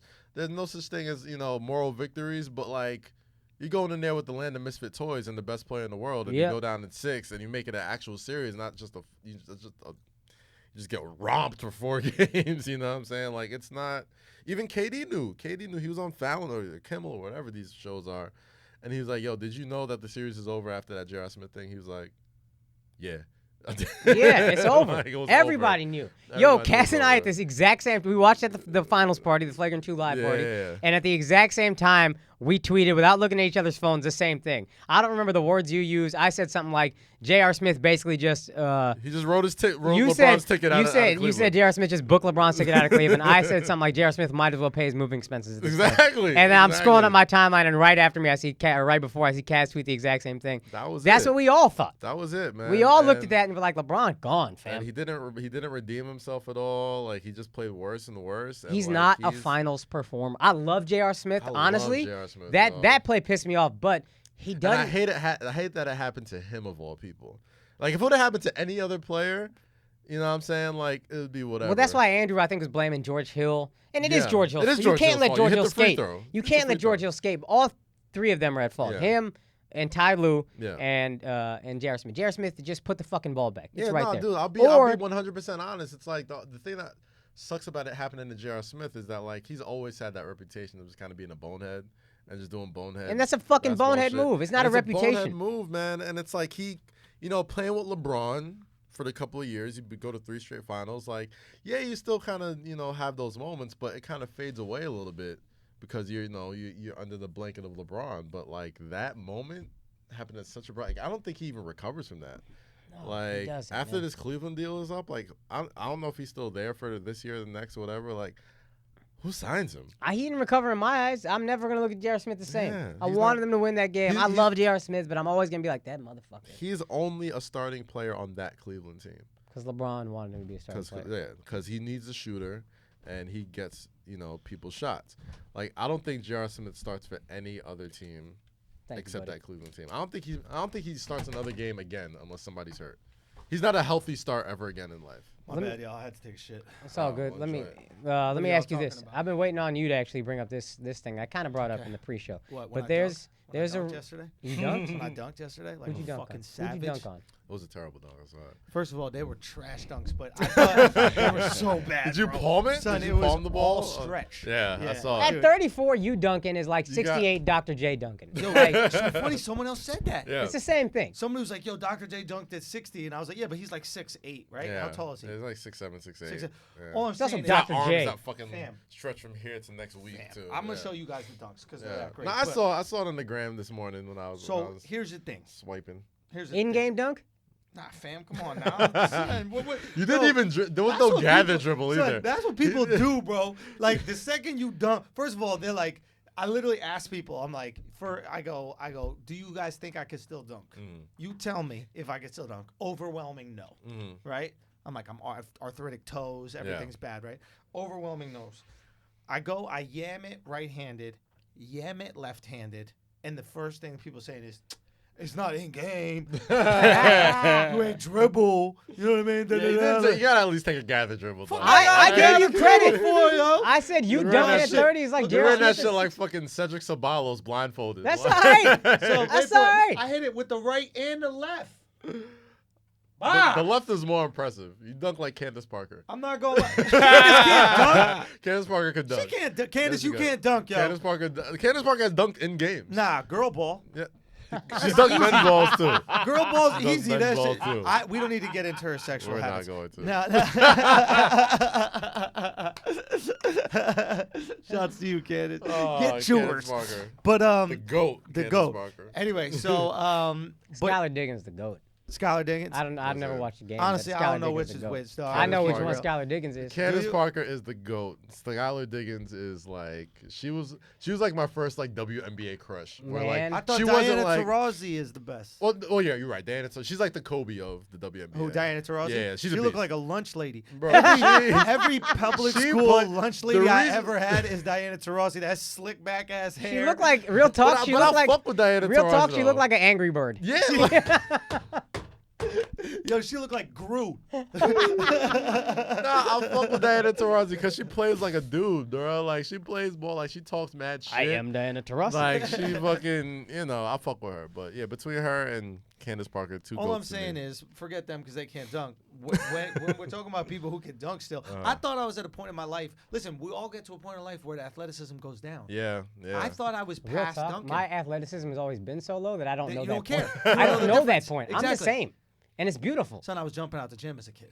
Yeah. Okay, and I thought I was done dunk. I had the ankle injuries like a couple years ago. It was Yeah, I just remember sprained that. ankles. You remember all the sprained ankles, and then I was scared to really leap when I'm Yeah. in the lane because I didn't not because I didn't think I could get up, but because I thought I would You're land. scared of the landing. Son, that's Same what thing. people don't realize. Yeah. You land on someone's foot, It's a wrap. it's a wrap. So I didn't do it, and everybody was dunking. I was throwing alleys for guys, and I was like, let me see if I still got this shit. Yeah. And I just went up, and it was the worst, ugliest dunk. Someone said, that's a hard layup. It's an aggressive finger That's roll. all it is, a hard layup. But it feels good to know that while my athleticism is on the decline, I can still dunk at least Wow. for another year. I'm telling you, it's for like you. Dr. J dunking at 68. I Your bel- 34-year-old dunk is Dr. J's 68-year-old dunk. Absolutely, yeah. I seen fine. Dr. J's, Yeah. Dr. J's 68-year-old dunk. He kind of hawked that shit a little bit, though. Like he still got I'm a not- little. it's a he got a better- little bit of. It's a better dunk. I'm just saying Yeah. in terms of the feet, Gotcha. how hard it is, and that's the way I look at it. I look at it the same way I look at if Dr. J's dunking Yeah, at man, 68. those fast Oh, switch like muscles. the athletic feet, not his feet. Yeah. Yeah, the FEAT. fast twitch muscles don't react like they used to. Let me now. let me bring this up though, because this is interesting. Denver is trying super hard to get LeBron to talk to them. Yeah. Yo, let me tell you. Why is LeBron not talking to them? Let me tell you, Listen, dog. I mean, I was just in Denver a couple weeks ago. Coincidence? I don't know. You know what I mean? Maybe I had something. I Maybe- think Denver's maybe you front were- office is good. Let me tell you, dude. They made good decisions. The Denver Nuggets. If it's a basketball decision, I give it a thought. I Man. give it a thought. Nikola Jokic is the perfect big man to play with LeBron James. Like if you could make a perfect teammate for LeBron in the lab, it's Jokic, and they just signed him to a max deal. Why? What makes him so perfect? Skill-wise, he averages like 6 assists a game. He's a 7-foot center. Right. You know what I'm saying? He has range. He has ball handling ability. He can finish inside. He's not super athletic, but he creates space. He gives space for a guy like LeBron to be able to spread the court, get it to shooters. He could shoot a little bit. You know what I'm saying? He's super skilled. He's a much more skilled Kevin Love. All right, much more bet. skilled Kevin Love. You know what I mean? Tell us about. Can he bang? He could bang. He's a big motherfucker. He's a hoss, dude. Right. Like, What about Will Barton? Will Barton's a scorer. You know what I'm saying? He gets buckets a little bit. I think, if Michael Porter Jr. is anything like he's been perceived to be. He's not playing this year. He's not going to play this year. But if he's anything like he's perceived to be in the future, that's a nice piece to have on your team. You got Jamal Murray, who's a stud young guard. You know what I mean? Who's the owner again of the I Nuggets? don't know. Because And LeBron and him are friends. That's why it's even possibly in the yeah, conversation. like they went to the yacht together, whatever. No. And if I'm investor James, bro, the weed's free out there, dog. Like, yo, LeBron's grades, Hinkie? bro. Sam Hinkie. Is it Nah, Hinkie? Hinkie's, No, Hinkie's the Sixers. He's trust the he process. got fired, that's yeah. it. He's Hinkie. KPE, But something, listen, yeah. the gold rush that's about to happen for legal marijuana. Oh, that's You know what I'm saying? Like, Peyton Manning was on that shit first, dog. So- Peyton Manning went to Denver, motherfucking invested in some Papa John's. That nigga now have to work a day in his life, bro. I'm like, you gonna move to Colorado where weed is legal and invest in pizza chains? You smart motherfucker. He is good bread, dude. So- if you got an empire in Cleveland, an empire in Los Angeles, and you are at the forefront of the marijuana gold rush, LeBron, take the meeting, bro. Nah, marijuana gold rush Take- is over. Take the meeting. The new thing is, Mhm.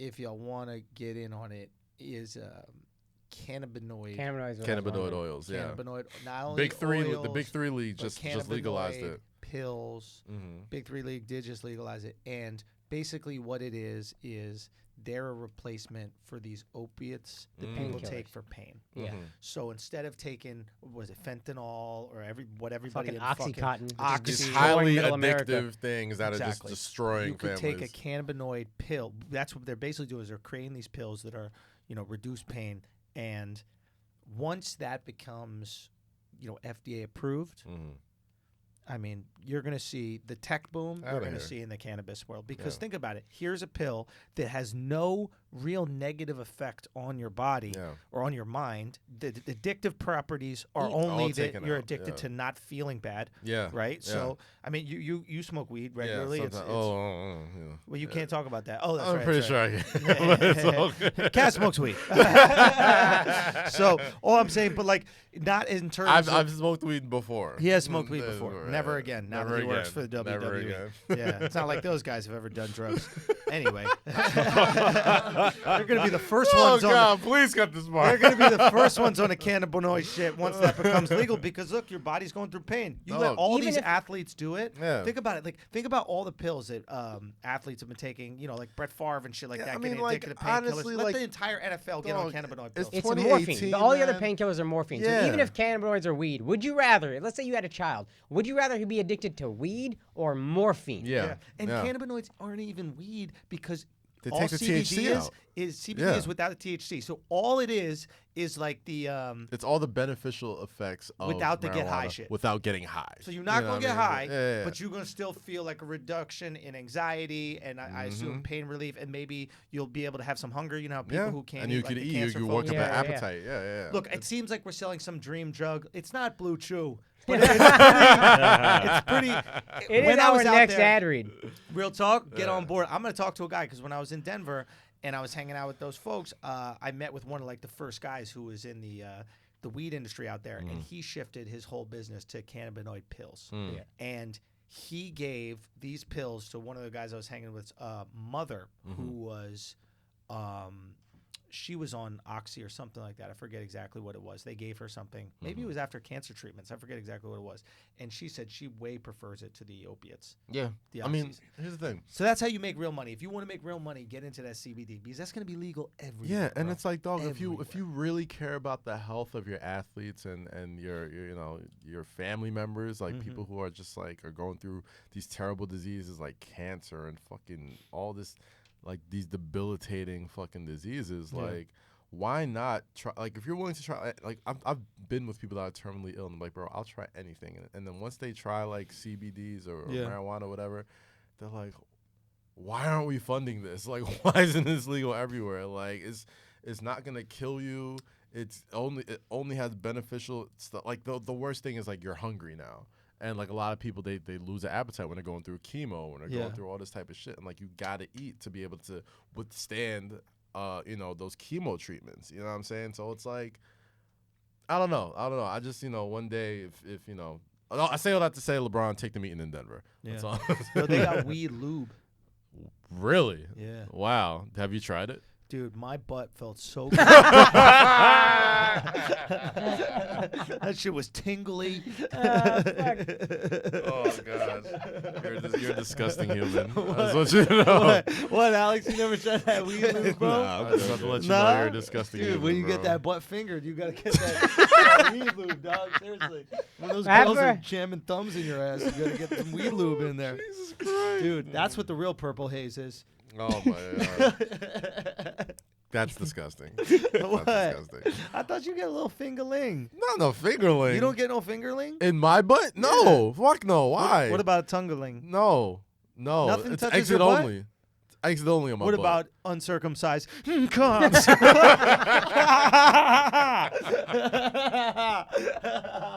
Hey. Ooh. Is that the noise you make when it goes? Right in. Yeah, I got the giggles. Fuck. Oh gosh. All right, God. Boogie Cousins. Boogie Cousins is taking meetings with He the should just Los play Angeles goalie. Lakers. Yo, first of all, I want to let that motherfucker sucks, dude. Real talk. Yo. Real He tore his talk. Achilles, man. Dude, so it's over. And I would just want to tell everybody, I don't want to hear no more shit about, like, if you say a black dude looks like another black dude, it's racist, or you say Asian looks like another Asian is racist.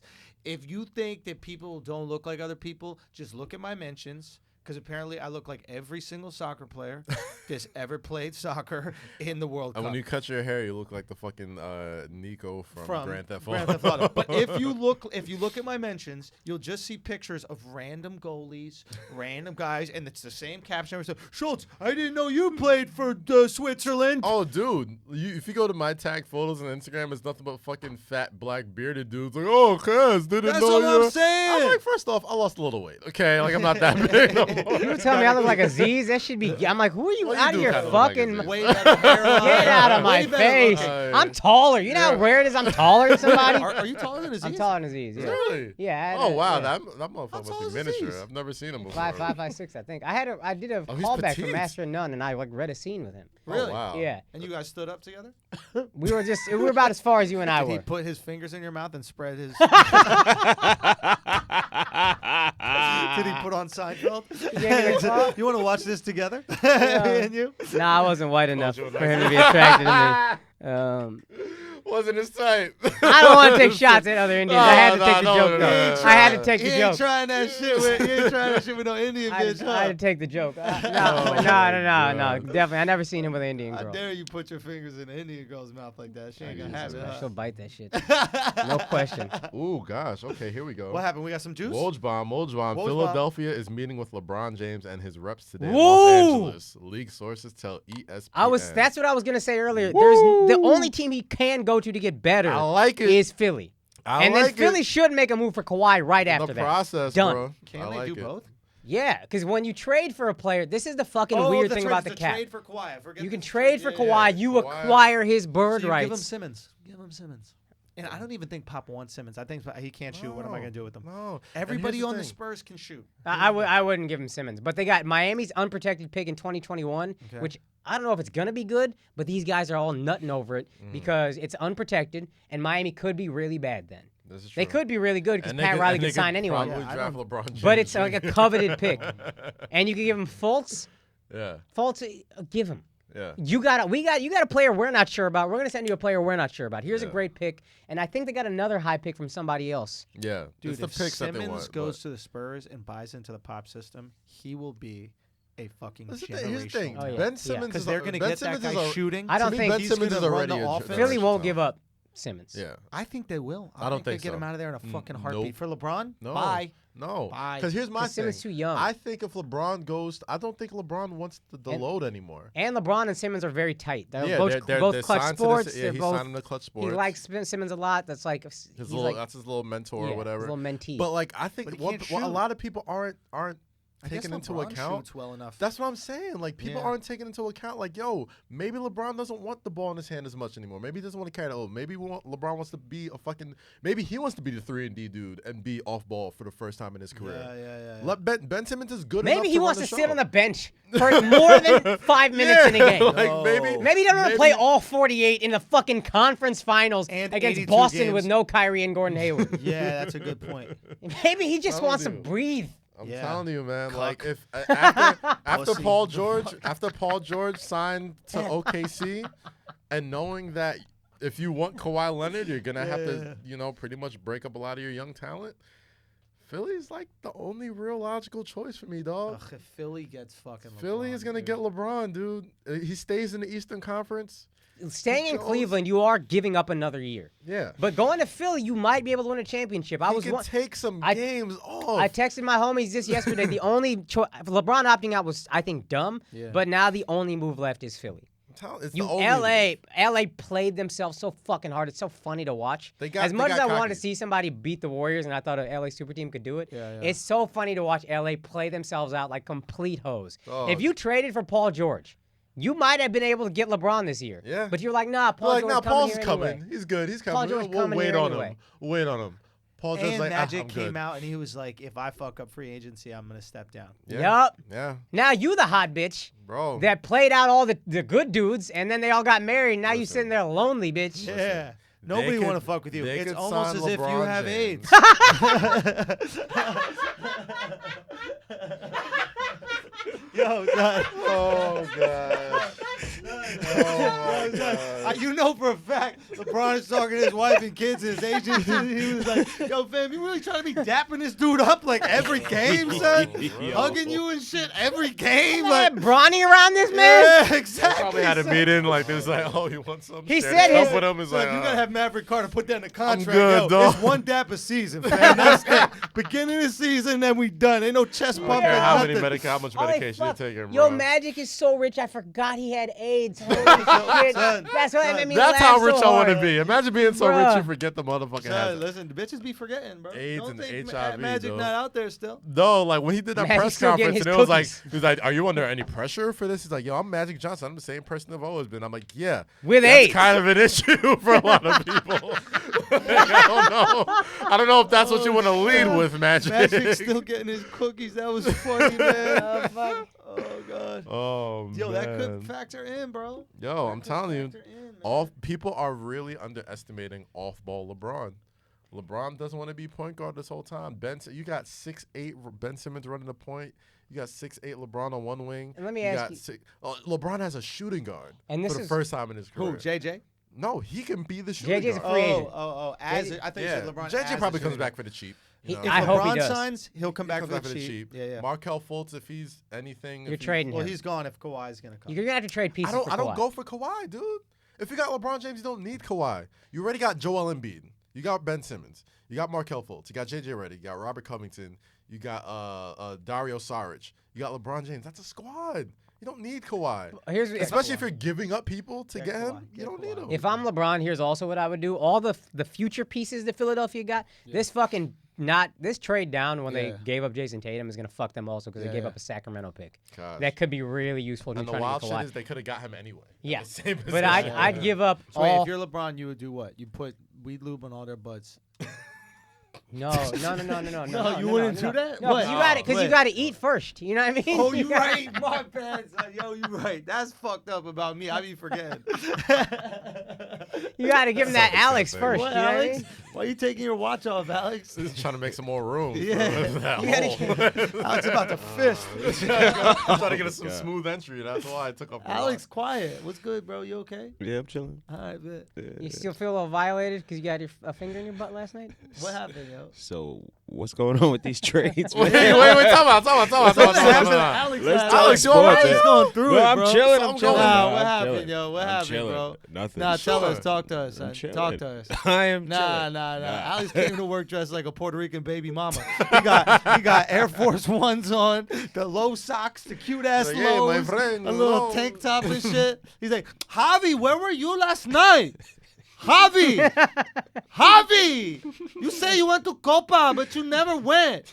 I spoke to Jennifer. I spoke to Jennifer, and she was there. She did not see you, Javi. Sounds Javi, good. I got a C-section for you to protect it. Oh my goodness gracious. I wish I knew how to cut mics off, man. That's why we got the new board. Yeah.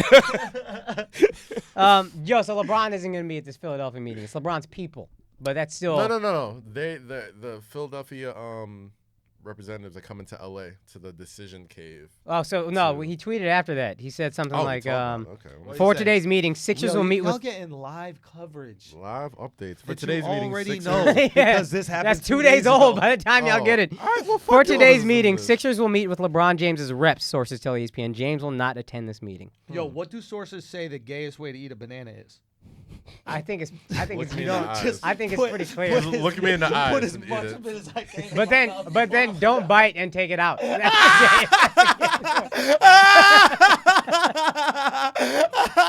Oh Jesus Christ. Bro, but the straightest way is just to do this. No, the straightest way is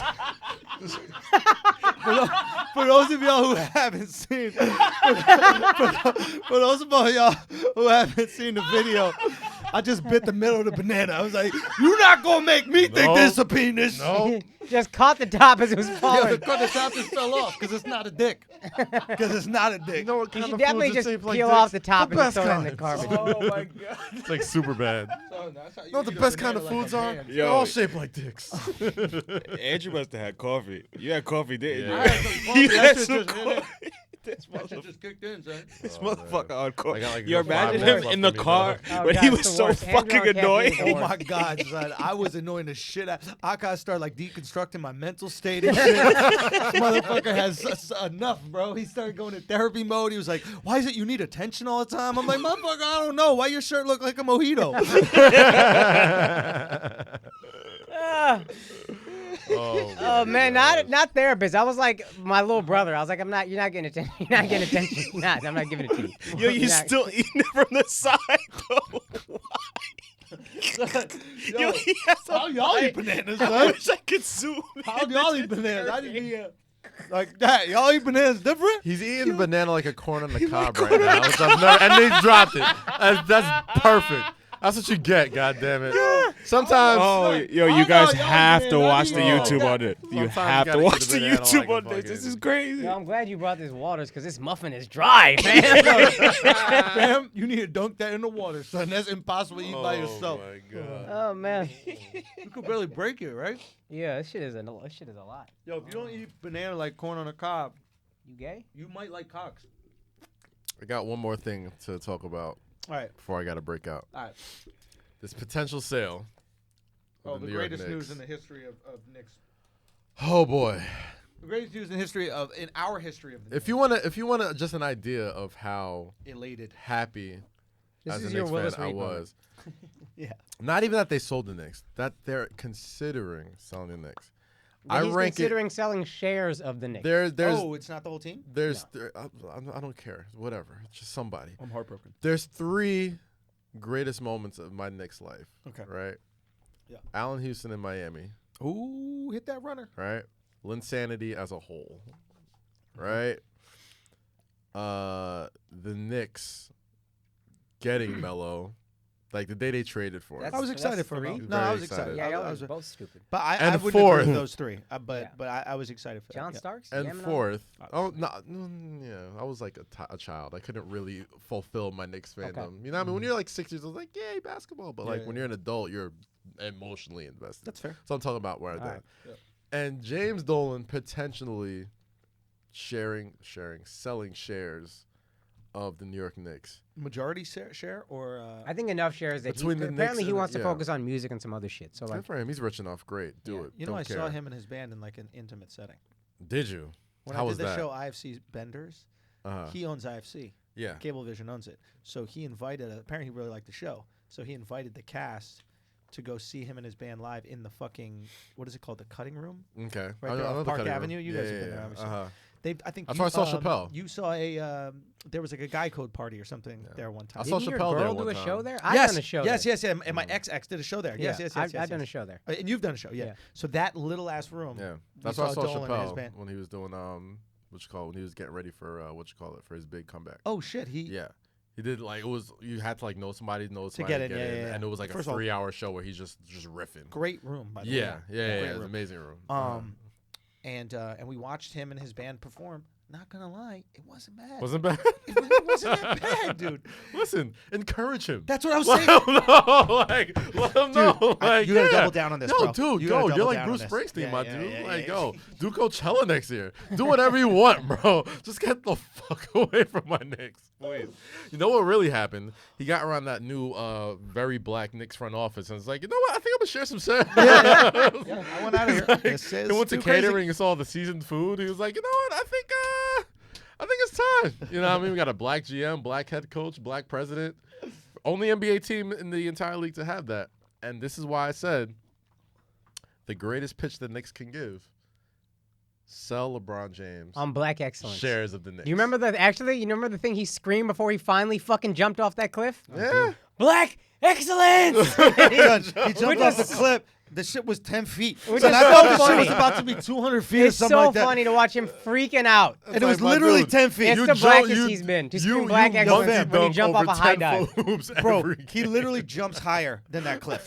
Like that, his vertical leap is higher than He jumped. jumped on Yeah, and he then jumped off. Dude, it was so. And the camera was set up perfectly where you Yeah. thought, "Yo, this shit about to be I far." thought it was gonna be a cliff dive. Yeah. That's what it looked like, and it was like, boop. Like it wasn't even a splash. It was like when you throw a penny into a lake. Oh, wow. It was like I was like, oh come on, Bron. I was like, I get it. Do we want to read into that a lot though? Because here's what's weird to me is he's always thinking of something when he's doing this shit. He put that out on his Instagram, right? Yeah. That was like the day before the free agency, the opt-out, opt-in dedeadline. He's just Listen. out here cliff diving. You wanna. So what is that? I don't know. It's a little weird. It's like I want nothing. I felt like he was saying, I'm not nearly as on top of this shit as you guys think I am or make me out to be. Like I'm sitting here texting everybody, blah blah blah. Oh no, I think he was like, "I'm willing to risk my life, so I will be with Magic." I mean, on top of that, it's like, yo, man, like the motherfucker needs to go on vacation too. Let him enjoy his family for a little bit. Let him enjoy his money, bro. Yeah, of course. I didn't think it was wrong. I thought it was like You thought it was strategic because Strategic. everything he does. Is everything he does is strategic. strategic. I was wondering, what's the strategy here? Yo, this is how you know that he's the MVP, man. Like, there's nobody following around Harden. No. Now, and I granted he signed whatever, but like Nobody's even following then, Kawhi. nobody's following anybody. There's Paul George one had guy, Paul George had to make a shitty documentary and just we so still. people I could don't even know if it's And out. I people don't even know still if Fake it's didn't documentary. know. Because by the way, we should talk about this. Apparently, he now all of a sudden people are saying the Oklahoma City have been sure he's going to sign with them for a long time. Yeah. So why you put out this fake ass documentary to try to get attention? All these guys are attention whores. LeBron just gives the most attention because he's the best. And You don't he's think the James Harden wants MVP? attention, dressed as a fucking cow, coming up to get his MVP award? God, I know that was crazy. Oh man, My it's man gonna be was great. dressed so much like It's a cow. gonna I had to be nice to him. Great. It's gonna be Stop so hating. great when the Lakers. I'm Hindu. When the Lakers like strike out on everybody. Oh, just Lakers fans. Oh God, it's gonna be so it's delicious. so funny. Like the Lakers fans are gonna be my new feel. Like how you feel about Philly fans. Yeah. That's how I'm gonna feel about Laker fans. Because every year you go online and you see these photoshops of every. Oh yeah, it's Showtime. It's Hollywood. Everybody wants to be in LA. Everybody wants to do this. I'm like, do they really? Do they? Ask When's a the New last Yorker time? who really wants to be in LA. No New Nobody. Yorkers I know. I will go there for weather and if there's money. It's Yeah. nice, though. If Be there's honest, money. yeah. No. If you're LA going there without money, it's a fucking. Okay. That's because our careers are here. But if you, and I mean LA's this with nice. 100% LA's nice. sincerity, if you work with a UPS, if you work at FedEx, if you're a teacher, if you're an accountant, if you're any of these jobs that you can do anywhere, you don't have to be in New York City for your job, and you're not in LA or Miami, you're out of your fucking mind. Guys, we have like 100 years on the planet. No.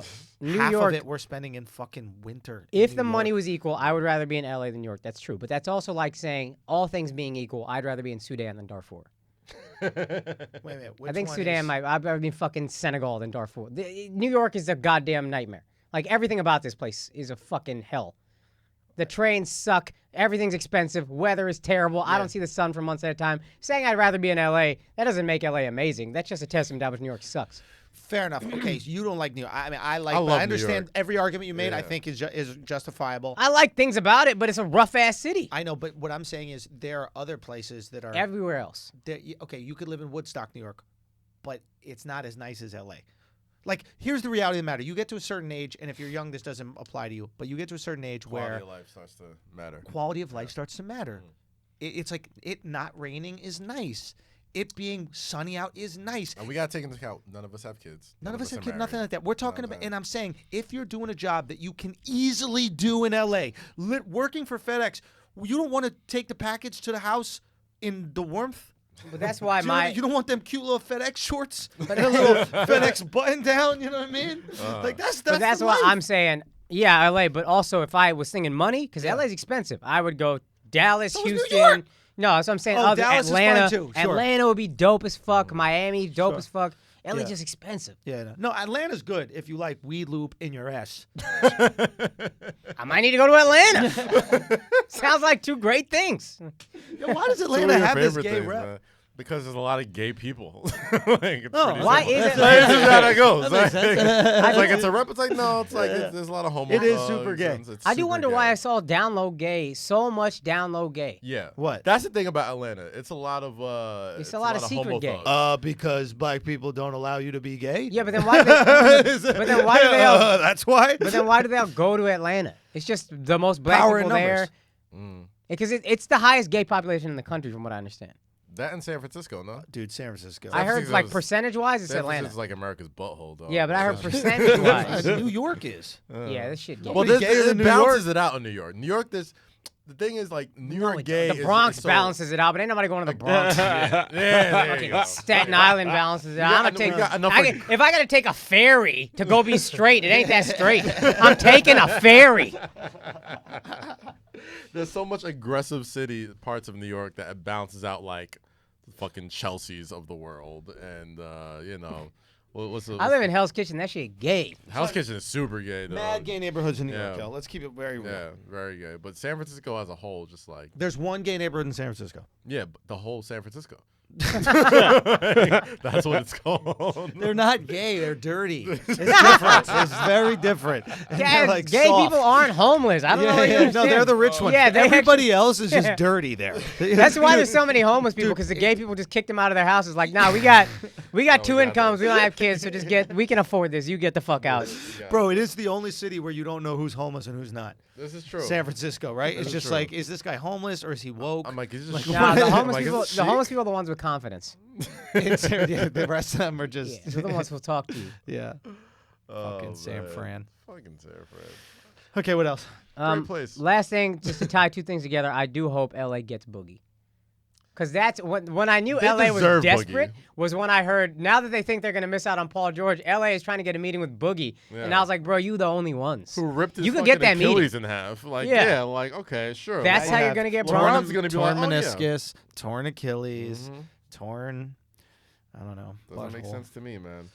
But good for him. Man. I mean, you know, I hope Boogie gets his money. He grew up a Laker fan, just like Man, everybody listen, did. Magic won enough. Magic beat AIDS. He good. He's playing with house money. That's probably how he looks at himself in the mirror. He's like, dude, I'm a billionaire and I beat AIDS.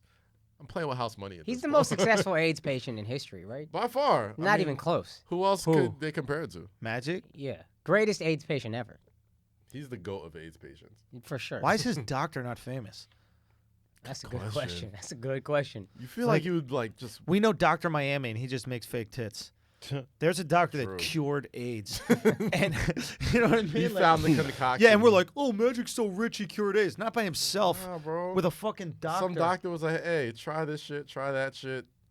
This AIDS. knock And it why out in a hasn't few Magic weeks. said what he did? He does. When? Nah. He He doesn't say it. Yo, he should be tweeting that out. What's the cocktail, fam? Like, how have you not told everybody this? I think because he has money to get stuff that other people can't get. Yeah. Really? Yeah, I think so. That's what I assumed. There's an AIDS cure, but not everybody got magic money for that shit. It's like there's some like wild doctor out there that was like, hey man, we got this experimental shit. Might give you a third head. Might also cure your AIDS. I'll try it. What if? Tried it and it worked. What if like the only way to not have the AIDS is you have to kill the person that gave it to you? You know, like vampires. Like that's the only way to like come back. You gotta kill like the host vampire. Yeah, you gotta kill the host, and then all of a sudden everybody's no longer. like fangs goes away. Yeah, like, yeah. God, what happened? It's like you were drinking blood, man. It was crazy. It was nuts. It was Would like, that be ethical? Yeah. Technically, that person gave it to you, but gave they me didn't. AIDS. But they didn't know that they gave it to you. This was a time where It's people like didn't killing know the they had it. outbreak monkey. Like, you know, if you want to destroy the outbreak and stop the disease from spreading, like if you could find the person who like created cancer, and like if you kill that guy, Yeah. everyone in the world gets cured of cancer. Yo, he got to just kill himself. You gotta dude. kill it. Well, yeah. At that that's point, fucked like up. I'm just like, you know what? It's Still living. I'll take it. I don't know. What if he's like what if he has like all these other like great things about him though? What Like, the other guy? Yeah, like the He gave cancer me guy. AIDS. I don't give a fuck. Like he's the cure. How was Like, the discussion? he's the cause of cancer, But he's a good writer. but I got hilarious status updates on yeah, Facebook. like the dude just has a great Twitter account. Like his I was tweets, bro. okay. Yeah. It's like, oh, you see this guy? This guy's awesome. He created cancer, but he's a charmer. He's a charmer. Guys, I don't know. Okay, I don't know what to tell you. All I know is I can still dunk a basketball. I'm fucking 34. My legs don't work. I can still dunk a goddamn The basketball. World Cup is going on. Shout I out to don't know if Messi anybody- and Ronaldo, Messi, out. Fucking the money up quick, fast, and in a hurry.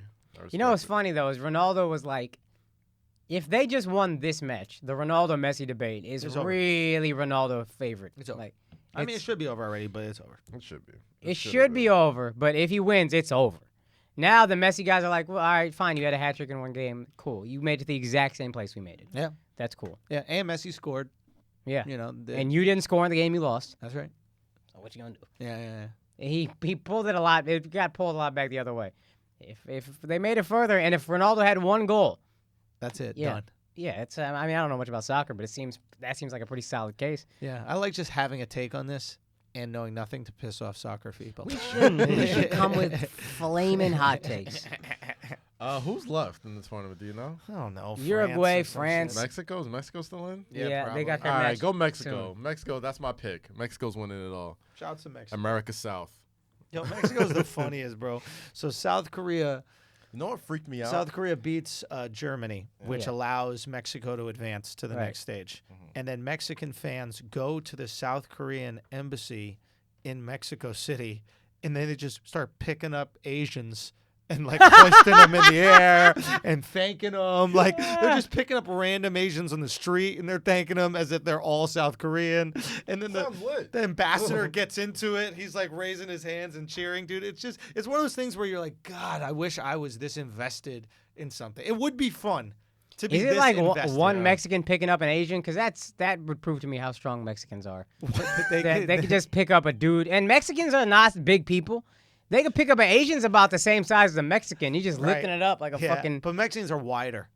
Yeah. You know what I mean? Yeah. Asians are skinny. Mexicans got that. You know how awesome it As would be thick- if that happened to black people? Huh? Like, anytime like What? LeBron James like won a championship, like fans just go up to random black people like, yay. Well, dude, that's the thing. That's the nice thing about not being white is that you could just do that, right? Like, for real, like, it's true. Like my friend, his father is like really fat, and they go to China for like these like conferences and shit like that, and Chinese people just take pictures with him, and they're like, and he's like, why do you want to take pictures like, with me? we've And they're never like, seen the white oh, people you're before. fat. no, Fat white people. it's just fat. He's like, Oh, oh, you're wow. fat, like the Buddha. I want to take a picture of you. Oh, like, wow. you gotta do it with black people too. You go to China, they Yeah, I just don't did hear see about you. that. Oh, yeah. And they'll they, just take pictures like, with you. point and look at Didn't you. you convince yeah. a bunch of people in some country that Jamil was Will.i.am? Oh, all the time. Yeah. When we were in Ukraine. I gotta Do your break out, thing. guys. Yeah, All do right, your guys. thing. See y'all next week. Yeah. See y'all later. Have a safe flight, buddy. Go to a very white. Where are you city. going? I'm heading to South Dakota and Nebraska. South Dakota. Oh, yeah. Fuck. Damn. I never even hear about South Dakota. Everybody talks about North Dakota. Wait a minute. Who's in North Dakota? If you hear about Dakotas, people want to talk about South. I always hear about North. Montana and North Dakota. Who's from? No, there's one. There's a comedy club in North Dakota, I think. Oh, I'm sure they got to have something. But no, but is South Dakota where Phil Jackson is from, or is it North Dakota? Montana, I think, might be where he settled. No. He's from. He went to like the University of one of the Dakotas. Oh fuck. Yeah, I don't know. He's the real deal. Okay. Anyway, Kaz is gone. The show's about to go off the rails, so everybody buckle up. Yo, we did this fucking show. I was gonna tell you about. We did this show yesterday. Yeah. Tell me. So about Friday, Valley Forge Casino was dope. Thank you for everybody who came out. Actually, I think any assholes came out. You don't say that. But, you just go, thank you for everybody to come out, and then the next destination they'll come out. No. Okay. All right, Ward. We got shows coming at the end of September, Nashville, Alabama, and Atlanta. Okay. We'll give you the exact dates. But anyway, wait, you're gonna do a show in Atlanta? Yeah. We're doing the. Gay. Doug. Obviously. Okay, just making sure. Talking just about. making sure. Yeah. Red Clay Comedy Festival. Come through, gay people. Yeah. I'm trying to get fucked. There we go. Red Clay. So then the next day we did a show. I hadn't made money in a while, and sometimes Indians always, I don't know if you get this, but Indians will be like, hey, this will be cool. I want to have a stand-up comedy show at this random fucking party. And it was their dad's 70th birthday party.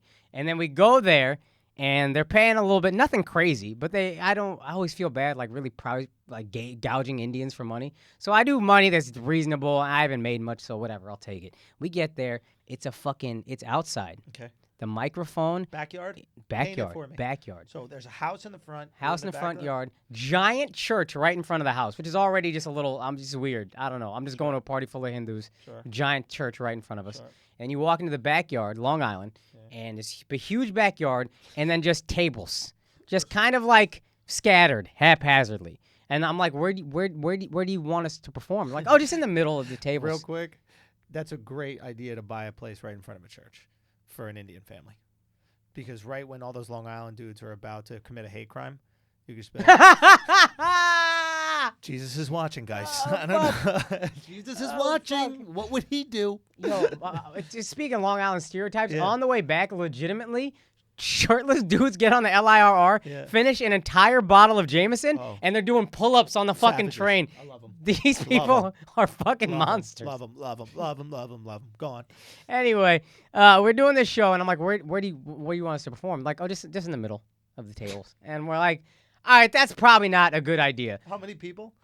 50 to 60. Oh, okay. So it's not crazy, but then the microphone, they're like, we got you a wireless mic. I talk in the wireless mic. It is a whisper louder than what I'm doing right now. Fisher Price. There's no way Fisher Price, no way they can hear me. So what my homie and I do, one of the ABDC guys, is we just rearrange. Yeah. We rearrange all the seats in a way that it's like, all right, this is an actual seating arrangement. And they're willing to do it. But we start to do the show, and she said, there might be kids around, so please try not to cuss too much. And I'm like, all right, 2 or 3 kids are going to be there, whatever. The entire front row is all children. Like, I'm talking 4 years old, 7 years old. Bad. And they want us to keep it PG-13, but I can't I'm not going to cuss with a 4-year-old kid looking at me in the face. And these aren't, like, kids that are sweet and, like, they're sweet kids, but they don't know. Like, hey, sit still. Nobody told them, sit still, don't talk. As soon as Tushar gets on stage, he opens for me. As soon as he gets on stage, which is a fucking pit of grass, as soon as he gets on stage, the kid goes, you're an Indian. And he goes, did you just say I'm Indian? And he goes, no, I said idiot. The first thing. And Josh is like, all right, I don't really know. That'd be funny if he just started trashing the little kid. What size shoe are you? You fucking one? The one white kid sat in the front row, and he was like, we're rich. And we were like, and Tushar was like, I know. Which is funny, but also the parents are kind of like uncomfortable, like, hey, you're making this a race thing. I don't know. It's the one white family. He's supposed to do 30 minutes. We get there, he's like, I'm going to do 20. Tops, bro. I'm going to do 20. These How people long wanted are you it supposed to do? 30. We're supposed to do an hour. Oof. These people wanted, so he's like, I'm going to do 20. You take more money. I don't care. Yeah. Because he knows we came up in this shithole of a club. Yeah. Never this bad, but I can do crowd work for more time than whatever. I can stretch. But he gets on stage. My man starts sweating 2 jokes in. This kid calls him an idiot 30 seconds in. he's trying no to clean. Respect. You command no respect, Tushar. Oh, yo. 4-year-olds are heckling you off the jump. They're like, yo, and it's not even just Tushar. Indians don't respect comedy. They look at you like a fucking circus clown. Like a clown, yeah. You are doing something that's not medicine. Why do I respect you chasing this stupid ass dreams? Yeah. Go to sleep. Fuck you talking about dreams, loser. So no respect from the You jump. want happiness? Yeah.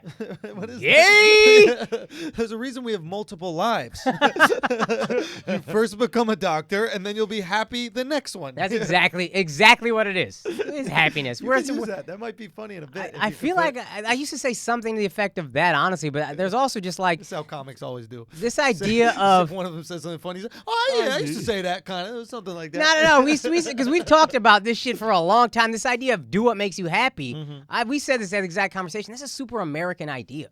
Right. Because in every other country, you're surviving. Like, what the fuck is this happiness thing all about? Right. So the idea. I used to have the bit about that I got from you, which is when you said what do I was like Indian kids do. No, I was like my friend told me when he was 7 years. You said when you were like 7 years old, your parents said when you grow up you're going to be a doctor. Yeah, for sure. And I was like, oh, word. When I was 7, my parents said when you go up, follow your heart. That's the difference. That's why y'all are successful. That's the whole thing. That's why we get arranged marriages. Because like, what is happiness? Get the fuck out of here. Follow your heart. That's why we sell artisanal cheese. Yeah. But anyway, go on. So we're going. These people don't respect us at all. Like they're trying to be nice, but the kids don't give a fuck. They're literally running in front of us as we're performing. Nobody can really hear us on the mic. Yeah. I see through Shar, like you can see a comic when he's like thinking too much and panicking. I see him running through every joke in his head. Like, I can't do that. That's got a cuss word. I can't do that. That's sexual. Fuck. I see him panicking, right? And Tushar has this closer that he starts doing. And he said, before he gets on stage, he's like, yo, light me at 15. Let me know I got 5 minutes left. So he starts doing this joke that is, I know is his closer. And I look at the fucking timer, 11 minutes and 30 seconds. And then I'm like, oh, fuck. I got to do fucking 50 minutes for these monsters. And then he does one more joke after that. And I'm like, all right, maybe he's going to stretch. And then he's like, all right, guys, coming up next, we got Akaash Singh. And he just brings me up. And then, honestly, it is what it is. It's not as bad as I thought it would be. It's cool. We got paid. But watching a comic panic. Oh, it's the best.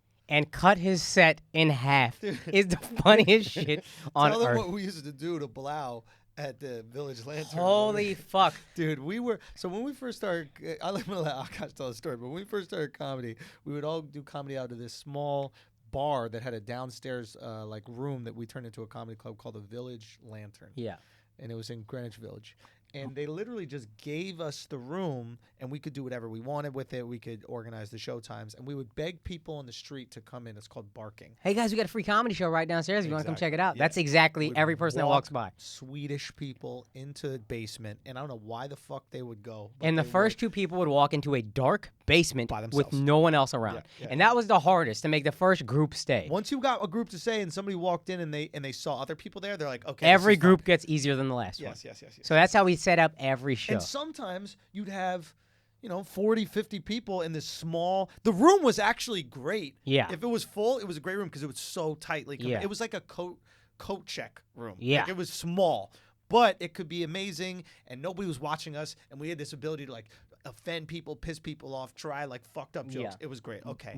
I don't think we'd be doing this podcast this way if we didn't Absolutely come up there. not. I don't think we'd be doing comedy this way. Every time I'm on the road and I see some people opening for me and I see them like have to, I feel bad because it's like, oh, you guys have to kill. There's stakes here. Yeah. If you don't do well, you won't get booked again. Then you can't be a comedian. We both had the freedom. I couldn't do it at first because I would be like on your show or on someone else's show. But then when you ran a show, you could walk the entire room. Sure. Like, you don't have to like me. You walk, and that's on me. It's my show. Sorry, everybody, but it's my show. Yeah. So what are you going to do? You'd hope that they don't. You'd hope they don't.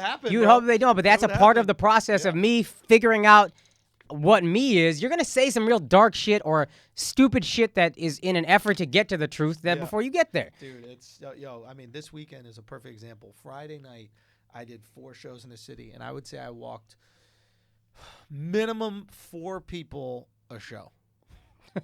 So I walked 16 people minimum. And you got a name. Walked means like they got left. up and walked out of the club. Oh, okay. I'm done. Dude, there was this chick. Give me my bill. Yeah. There was a chick from. I'm working out a couple things. I don't want to give away the premise. I want you guys to see them, but like a couple things I gotta talk to you guys after the thing about. The reason I don't share it on the podcast is I want you guys to come to the live shows and see them when they're really done. But like, I'm just working out a couple bits in this one bit about how like.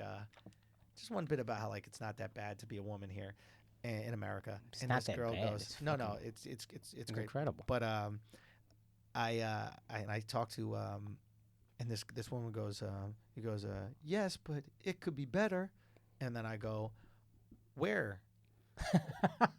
Like, I go, where would you rather live? And then she's like kind of perplexed. And I'm like, you have an accent. Where are you from? And she's like, I'm like, where? She's like, Turkey. Did you light her ass You up? greedy bitch. You know what I mean? You just upgraded to the iPhone X, and you like, but it doesn't have the Samsung. You in business class, picture. bitch. Would you know want to what go I to first, mean? bitch? Yeah, just accept where you at. I'm not in first, bitch. Yeah, exactly. So it was one of those things where, and then, oh, dude, she was so funny, but it was very interesting because then she was like, when they were leaving, she's like, oh, and then she's like, yeah, but it is racist here. And I go, now, I'm talking to a girl who's from Turkey right now. So Yeah. she broke down the whole thing about how, like, the Turkish people that are from outside of Istanbul and from, like, the country, they have a name for them that literally translates to the Black Turks. Oh, fuck. Right? Right. So I go, yeah, racist. You know, about that racism. What do you call those people in the outskirts of Turkey, like the ones not from the city? What do you call them? And just translate it into English. You What know? did she say? She goes, I don't know what you're talking about. Did you know the term? Lying-ass bitch. Did you know the term? Yeah, of course. And you hit her with it? I don't know what you're talking about. Yeah, Did you hit her with- of course I hit her with And then that what'd shit. she say? I don't know what you're talking about. I don't know what you're talking about. And so I was like, okay, that's what it is. And then she goes, she says something, and she goes, yeah, we're leaving or something like that. And my boyfriend is from Iran. Say you're a racist joke about Iran. And I was like, I don't have any racist jokes, but it is funny how you complained about racism, yet you've made a lot of generalizations about me. Right.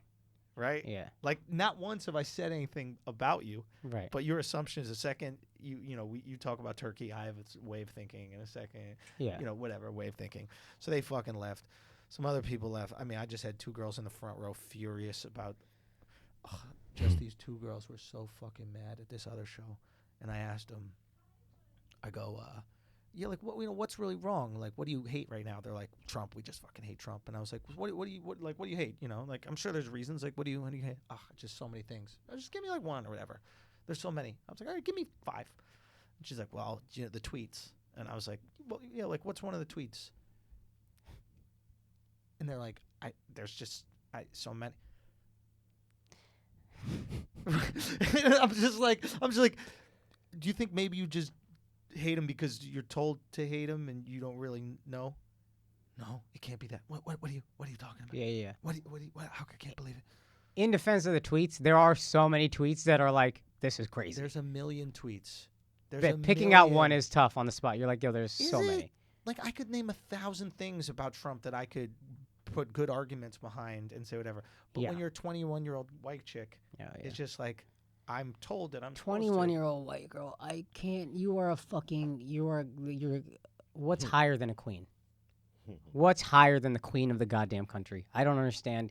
There's white women complaining. Shouts to, by the way, this comedian Sam J. You know Sam J? Yeah. This bitch is a beast. Yeah, I saw her at this show in Brooklyn, and she went in on white women. Yeah. She went in. She's so fucking dope, and she's a black lesbian, so you can't tell her shit. Yeah. Like, what is she black and gay? And I hate that in America there's this hierarchy of victimhood that allows you to say more. Yeah. We should all be allowed to say whatever the fuck we want, to be honest. As long as you're not advocating for violence against people, like, I don't know, liberals and Trump, then I'm cool with it. But she was so fucking real, and she just went in on white women and just like, she's like, my building just got gentrified. This white bitch came here. She got here a week ago. It's been chaos. This bitch, we all smoke weed out on the stoop. This bitch opening up the window. Can you? It's my asthma. And she's like, bitch, you don't pay clean air rent. This gentrified rent. You pay weed smoke rent. I hope I did the bit justice. But anyway, I just wanted to say. But point being, for Andrew to walk people right now at a comedy club, he can do that because Andrew is blowing up. Andrew has been at these clubs for a while. He has the respect that, all right, he's going to bring in more people than he's walking out. I don't know if I could necessarily... I'll lose 4, but I'll have the rest of the people be like, yo, that was a really special thing that we saw. I got to see this guy. And I'm not discounting that. That's true also, so I don't want to... But I'm saying just from a comedian booker's point of view, normally one book person in their mind is like 20 people that walked out. They don't see it as one person. Now, for you, they know how many ticket sales you bring in. Right.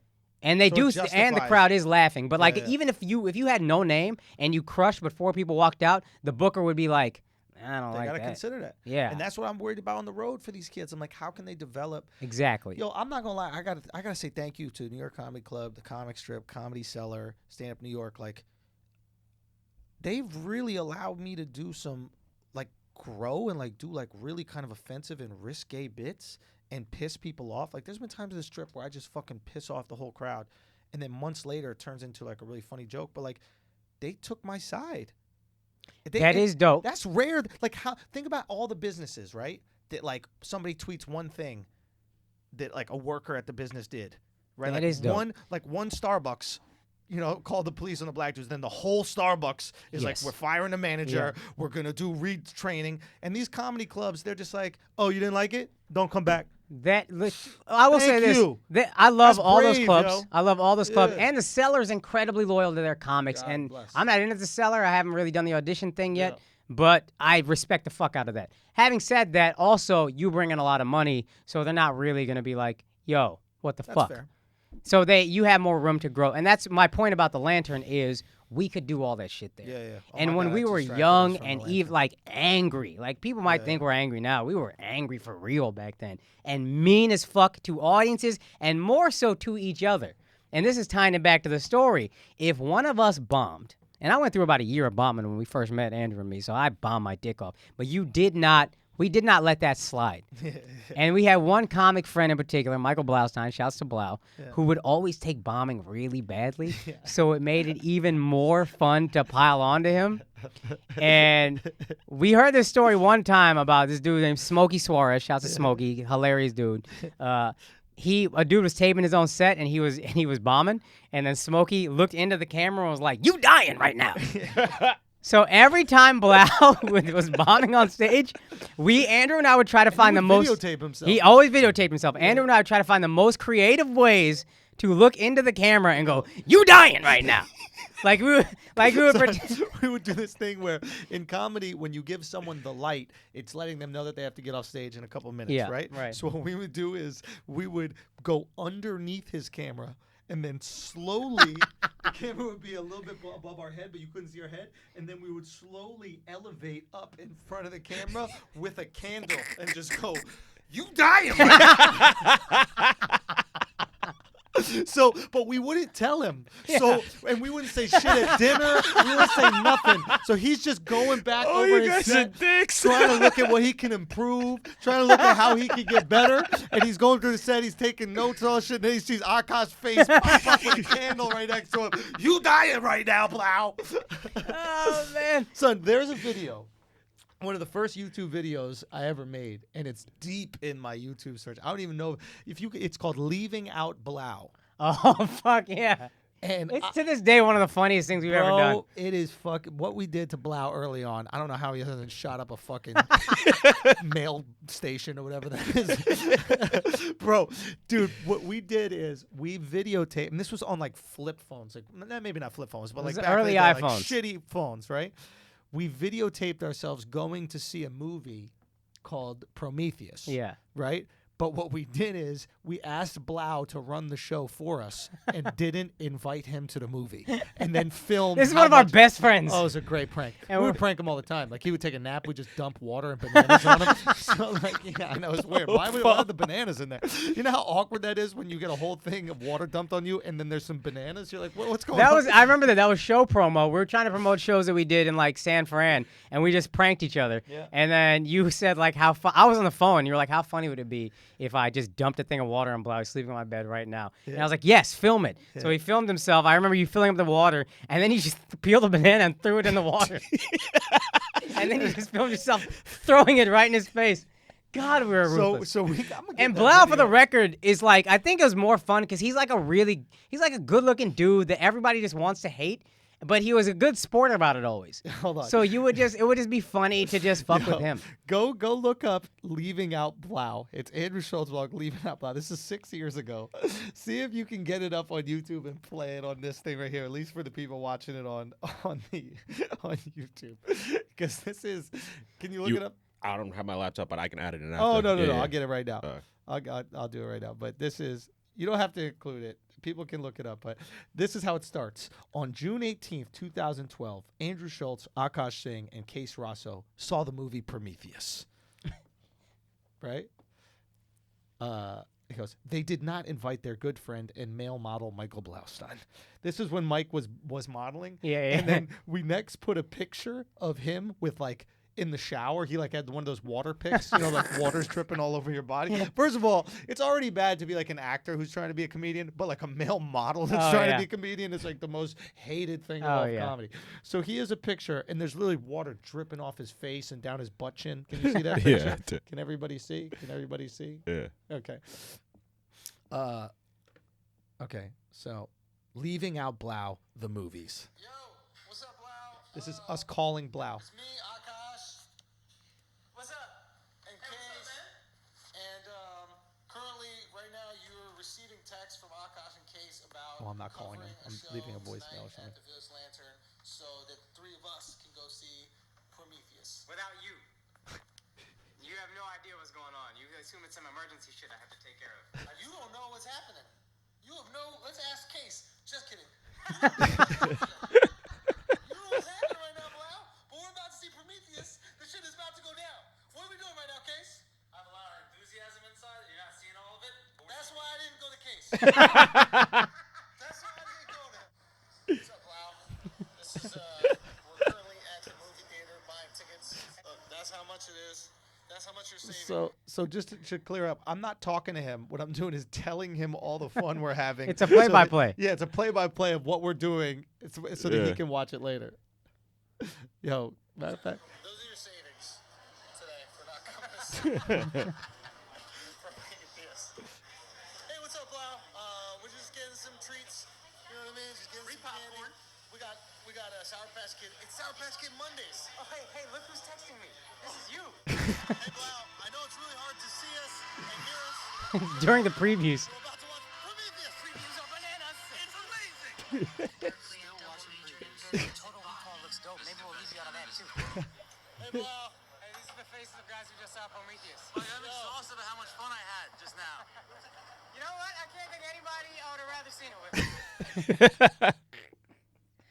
God, we were monsters. We really were. Let's call Blau. Let's see if I can get him on the line. He's not gonna pick up, man. He's fucking some girl right now. It's 9 a.m. over there. Is it? Yeah, guarantee you, Saturday night. It's probably bulimic. Hold on. Let me see. This motherfucker is in the best shape with the worst diet. Yo, nobody has a worse diet than this dude. He's an unbelievable. Let's see. Blau, pick up your phone. You ain't doing shit. There's no way he picks up You at walking 9 your a.m. dog. There's no way he picks up. Does he at wake 9 up late? Like, who the fuck is picking up a phone call at 9 a.m.? That's a good point. It's 9 a.m. over there. This was early for us at 9 a.m. Remember how pissed we were coming in here at 9 a.m.? Oh, Remember how much we yelled at each other at 9 a.m.? He's so right about that. We were cranky. Or at least I was. I didn't get that coffee in. I was picking heated. Yo. Blau. All right, let's Please leave your message for 3. All right, man. Yeah. Travis' number. number. Damn. Hey, Blau. Hey, Blau, what's good, man? Hey, man. Schulz and Akaash here, and we just wanted to, remember that thing when we saw Prometheus, we went and we left you out. We just wanted to let you know we're doing a podcast that's really popular and really successful. That we also left you out of. So, hey, man, I just wish you the best and all. You know what I mean? We just out here killing it, though. This podcast is super popular. And just we got the asshole army going. You know what I mean? So, I mean, really, life is changing for us, and things are doing pretty great. I can't think anybody I'd rather do this podcast with. Honestly, I can't think of anybody I would rather have be a part of this podcast than my good friend for years, Andrew Schulz. Hey, Case, how do you feel? Psych! Give a fuck how you feel, Case. Anyway, we just wanted to, check in on you, see if you're doing well, still bombing or whatever.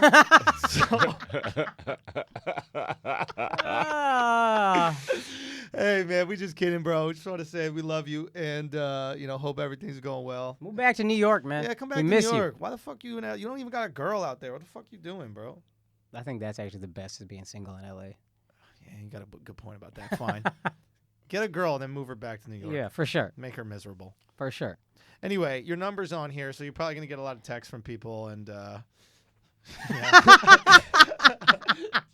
and that just is what it is. Text, and if we know our audience, probably a lot of dick There's pics. going to be a lot of dicks coming to you, bro. Oh, There's going to be a lot of Alex is happy. He's not going to get the dicks this week. Yo, Blau, we love you, bro. Come back to New York. Stop fucking around, man. For real. You bullshit. Love you, buddy. All right? Bye. Peace. Just kidding. We gonna prank you some more, motherfucker. You ain't shit. Remember when we threw water and bananas at you? Yo, remember when the water hit you and then a banana was on your face? You're like, what's this all about? Oh, fuck. Yo. I know this is actually a story that we all laughed at. Okay. I remember a That's a story. long-ass voice, I remember a story that horrified one of your exes. I don't even know if I could tell it. I'll try to, because it makes us look so fucked. There's some dark shit that we laughed at. Hold on. Do you remember what I'm talking about? With that girl? No, not with that. That was the worst. We can never talk That about you that can't publicly talk ever. about. That's crazy. We laughed at the worst shit. That, But there's this girl that it was you, me, real quick, with the girl just means there's a story that like a girl was telling us something. and then we laughed at the story. Then we laughed at the story. We didn't do anything to a girl. Yeah, Okay, go on. we just laughed at Blau, her. you're still on the voicemail. At her run time. Is that it? No, I think the you got voicemail an done. email, I think. No, I It'll think tell the you when time voicemail's is up. done. It'll tell you. Maybe we got time. Okay. Anyway, Yeah. it was you, me, your ex Hey. or whatever. Hey, Blau, and we're Blau. gonna. Recording has reached the There it is. maximum length. Well, looks like you're left out of something else, Blau. Okay, so So it was you, me, your ex, and Blau. And she didn't really know us like this at the Okay. time. It Yeah, was yeah. like pretty early on. Yeah, But y'all were in your room, and then Blau and I came over, and we were just chilling, just sitting on the floor or whatever. Yeah. And then we started laughing about this story this dude told us about this girl he used to mess around with. Okay. And I don't know if you remember, but like some horrendous shit happened to this girl. Like horrendous. Okay. Like her grandfather, like Nasser horrendous. Oh my god! Now I remember. Yeah, like some like taken shit, like some. But just the hostile wording shit. he used to describe what happened was so shocking Yeah, yeah. that we died laughing when we heard it. And then we started reminiscing on that story, dying laughing again about how funny that was. And then Sarah was just, oh shit. Then your ex was just like, what are we laughing at this? And then we were like, yes, this is the funniest thing ever. Call dude right now. And then we called the dude and left a voicemail. Hey, you remember when you told us about this girl? This guy didn't even like us, by the way. You remember when you told us about the girl that had the horrendous shit happen to her? Buckley. Oh yeah, that's right. He didn't even really care for us. That's so true. Remember when? And then we're all just dying laughing on this voicemail, and then your ex is just sitting there like, "What the fuck did I get myself into?" That's when I knew it wasn't right. That's when I knew it wasn't right, guys. If you can't laugh at this horrendous, dude, this was awful, dude. Like really bad, bro. Yeah, but Like, just the words were so tragically fucking bad. shocking. Yeah. Comedians can separate things, That's what and you just the gotta do, words man. that were used were so fucking funny. It was so shocking that we just laughed at it, and we don't think about the act itself. Never again could you do that. No fucking chance you could do that. Oh my god, the things we laughed at. In fact, We got to get Buckley on the podcast. He's no longer a comic. He's an ab model. yeah, no, he's a fitness something. He's like a Oh. personal trainer. Oh, he is? Yeah. Let's call Buckley. Okay.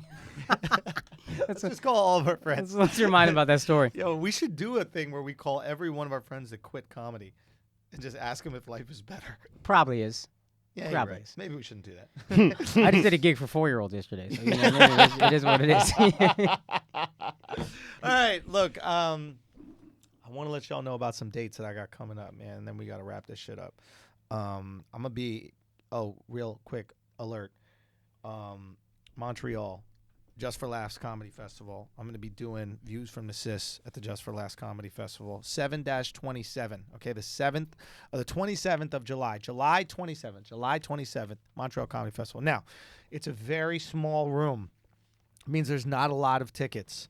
Honestly, I don't really care about the festival. I care about you guys, okay? It is the most prestigious comedy festival in the world, this, that, the other. I did it a long time ago. I was never asked back to do it. Now I just all of a sudden get asked and I get to do this. You know, things are popping for me. but I don't feel like this, crazy sense of, let's say, loyalty, because when things weren't as popping, I wasn't asked to come every year. But I do care about you guys because you guys are the reason I'm popping. So go get those tickets first. Get those tickets before anybody else. Honestly, it's not that many, so get them now. I know the week of, I'm going to hear people hit me, and they're like, yo, sold out, da-da-da-da. Just go out and get them shits. And also check out a bunch of other cool shows at the festival. I mean that sincerely. I think there's going to be a lot of like big dudes there, and they're all going to be in this one spot. So if you're from around Montreal and you want to drive in and check out a bunch of great comedy shows, just, go do that. And if you want to see any like underground kind of cats that you might not know about, but that are going to be there and will be the next big thing, you have questions, just hit me up, man. I'll tell you honestly. So, but yo, go get that shit. Also, I'm going to be in Seattle the 16th of August. All right, Vancouver, we're doing a theater out there the 17th of August. So Seattle the 16th, Comedy Underground. Vancouver the 17th. I think it's the Rio Theater. Then I'm going to be back at New Brunswick, New Jersey, the 6th through the 8th of September. And then I'm out in Europe, man. I'm going to be out in Europe. We got London. I think the first show sold out. Second show is getting close, so get your tickets, London. That's the 11th and 12th. Then we got Antwerp, Amsterdam, Oslo, Copenhagen, Sweden. And then we got more shows back in America. We keep on adding dates, man. We just added Tempe. Yeah, you close it out. Yeah, I got you. We just added Tempe. We just added Atlanta. Tickets haven't gotten up for Atlanta just yet, but we just added that. And, I mean, you can go check out theandrewschultz.com for all the cities. Make sure you pull up. I'm going to be in Sacramento the 27th to the 29th of September. I don't know if any of you guys got to connect, but I really want to go to Kelly Slater's Surf Ranch. Kelly Slater got this surf ranch in somewhere in California where it's a man-made wave. It's the best wave in the fucking world. It's incredible. And if any of y'all got a hookup, just holler at me, man. I would love to go surf that shit. I grew up surfing. I'd love to go surf that shit while I'm in L.A. Or not in L.A., California, in Sacramento. I think it's reasonably close. So if y'all got a hookup, just hit your boy up, please, man. I would love to fucking do that. That's a dream of mine. So just let me know if any of you guys got the hookup, please.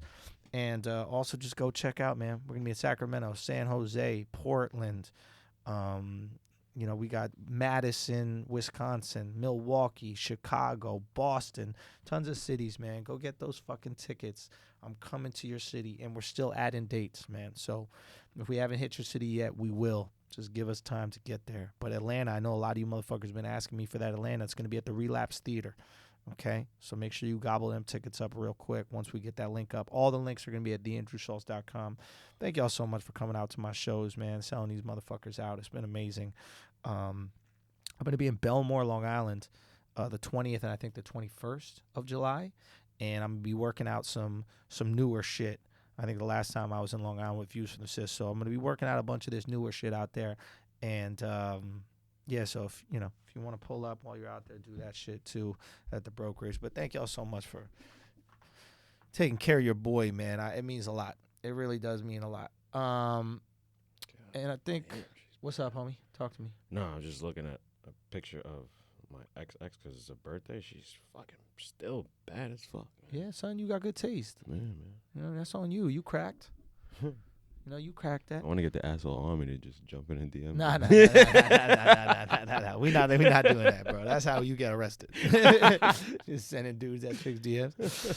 But anyway, man, thank y'all so much for supporting everything we do, man. Asshole Army is growing. I love that shit. Seeing motherfuckers on the street, keeping it tight, throwing it up. Salute your fellow officers.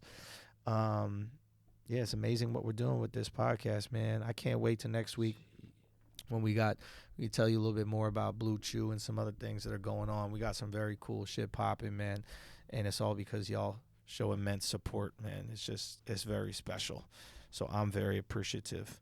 And yeah, Akaash is back from that P. And Akaash, anything y'all want to? We got a few dates. The one that I can remember off the top of my head, I got to get the exact comedy club. We're doing Nashville on September 28th.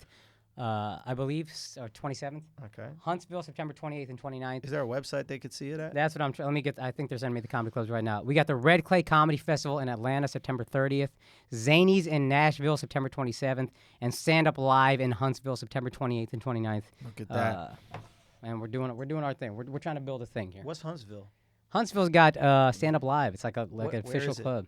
Huntsville, Alabama. Oh, it's Alabama. Alabama. Okay, we're doing a little southern run, which is going to be fun for me because I'm a southern boy. Yeah. One more funny light story. Okay. We have another homie named Case Rosso. He was bombing. And we lit him with, I think, 2 candles, and he kept going. Yeah. Like, we would give you multiple lights to fuck with you. And so after that, we took the Bud Light light off the wall and then walked in and plugged it in as he was performing, which is the funniest, most obnoxious light on earth. I honestly think I had more fun. No, I know for a fact I had more fun at comedy clubs back in the day when we were starting. We had more fun. Yeah. You also weren't. We didn't have money, but you still had like a decent place to live in. I lived in a shithole. Oh God, it was Went a home to shithole. a shithole with shithole roommates. Yeah. And it was just like, that's the worst. So I wouldn't go back to that. But if I had that apartment that you had, that wasn't like a fucking luxury apartment. It was a nice place. It was beautiful. And that's the best. Dude, it was so beautiful. But like, I'm not talking about my life. I'm just talking The about freedom. Like on stage, I have more fun now.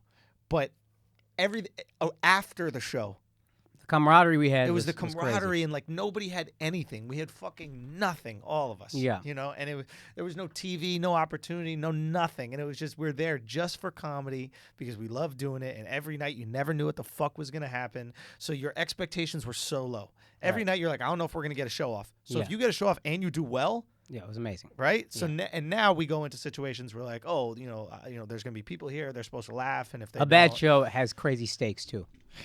Like your name is on a show that you're headlining. absolutely, yeah. But it was just so much fun, dude. I remember back then we had, and every once in a while I'll get caught in a laugh fit where like I laugh myself out. I don't do that as much anymore as I used to. definitely don't Not do as much nearly anymore. But dude, there was a time where we went back to your place. It was you, Alex Anderson, Yeah. and and his roommate, His cousin. Yeah. who what was his name?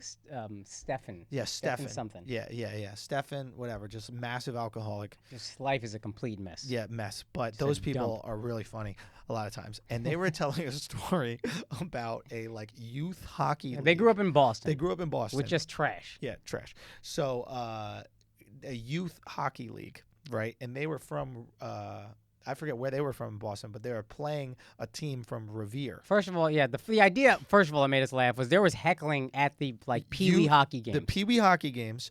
There's Pee Wee hockey, and another visiting team is from Revere, which is this town in Boston.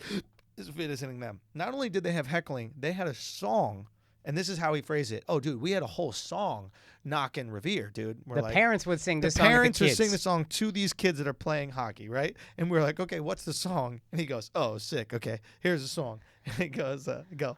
Who's from Revere? All queers. Who's from Revere?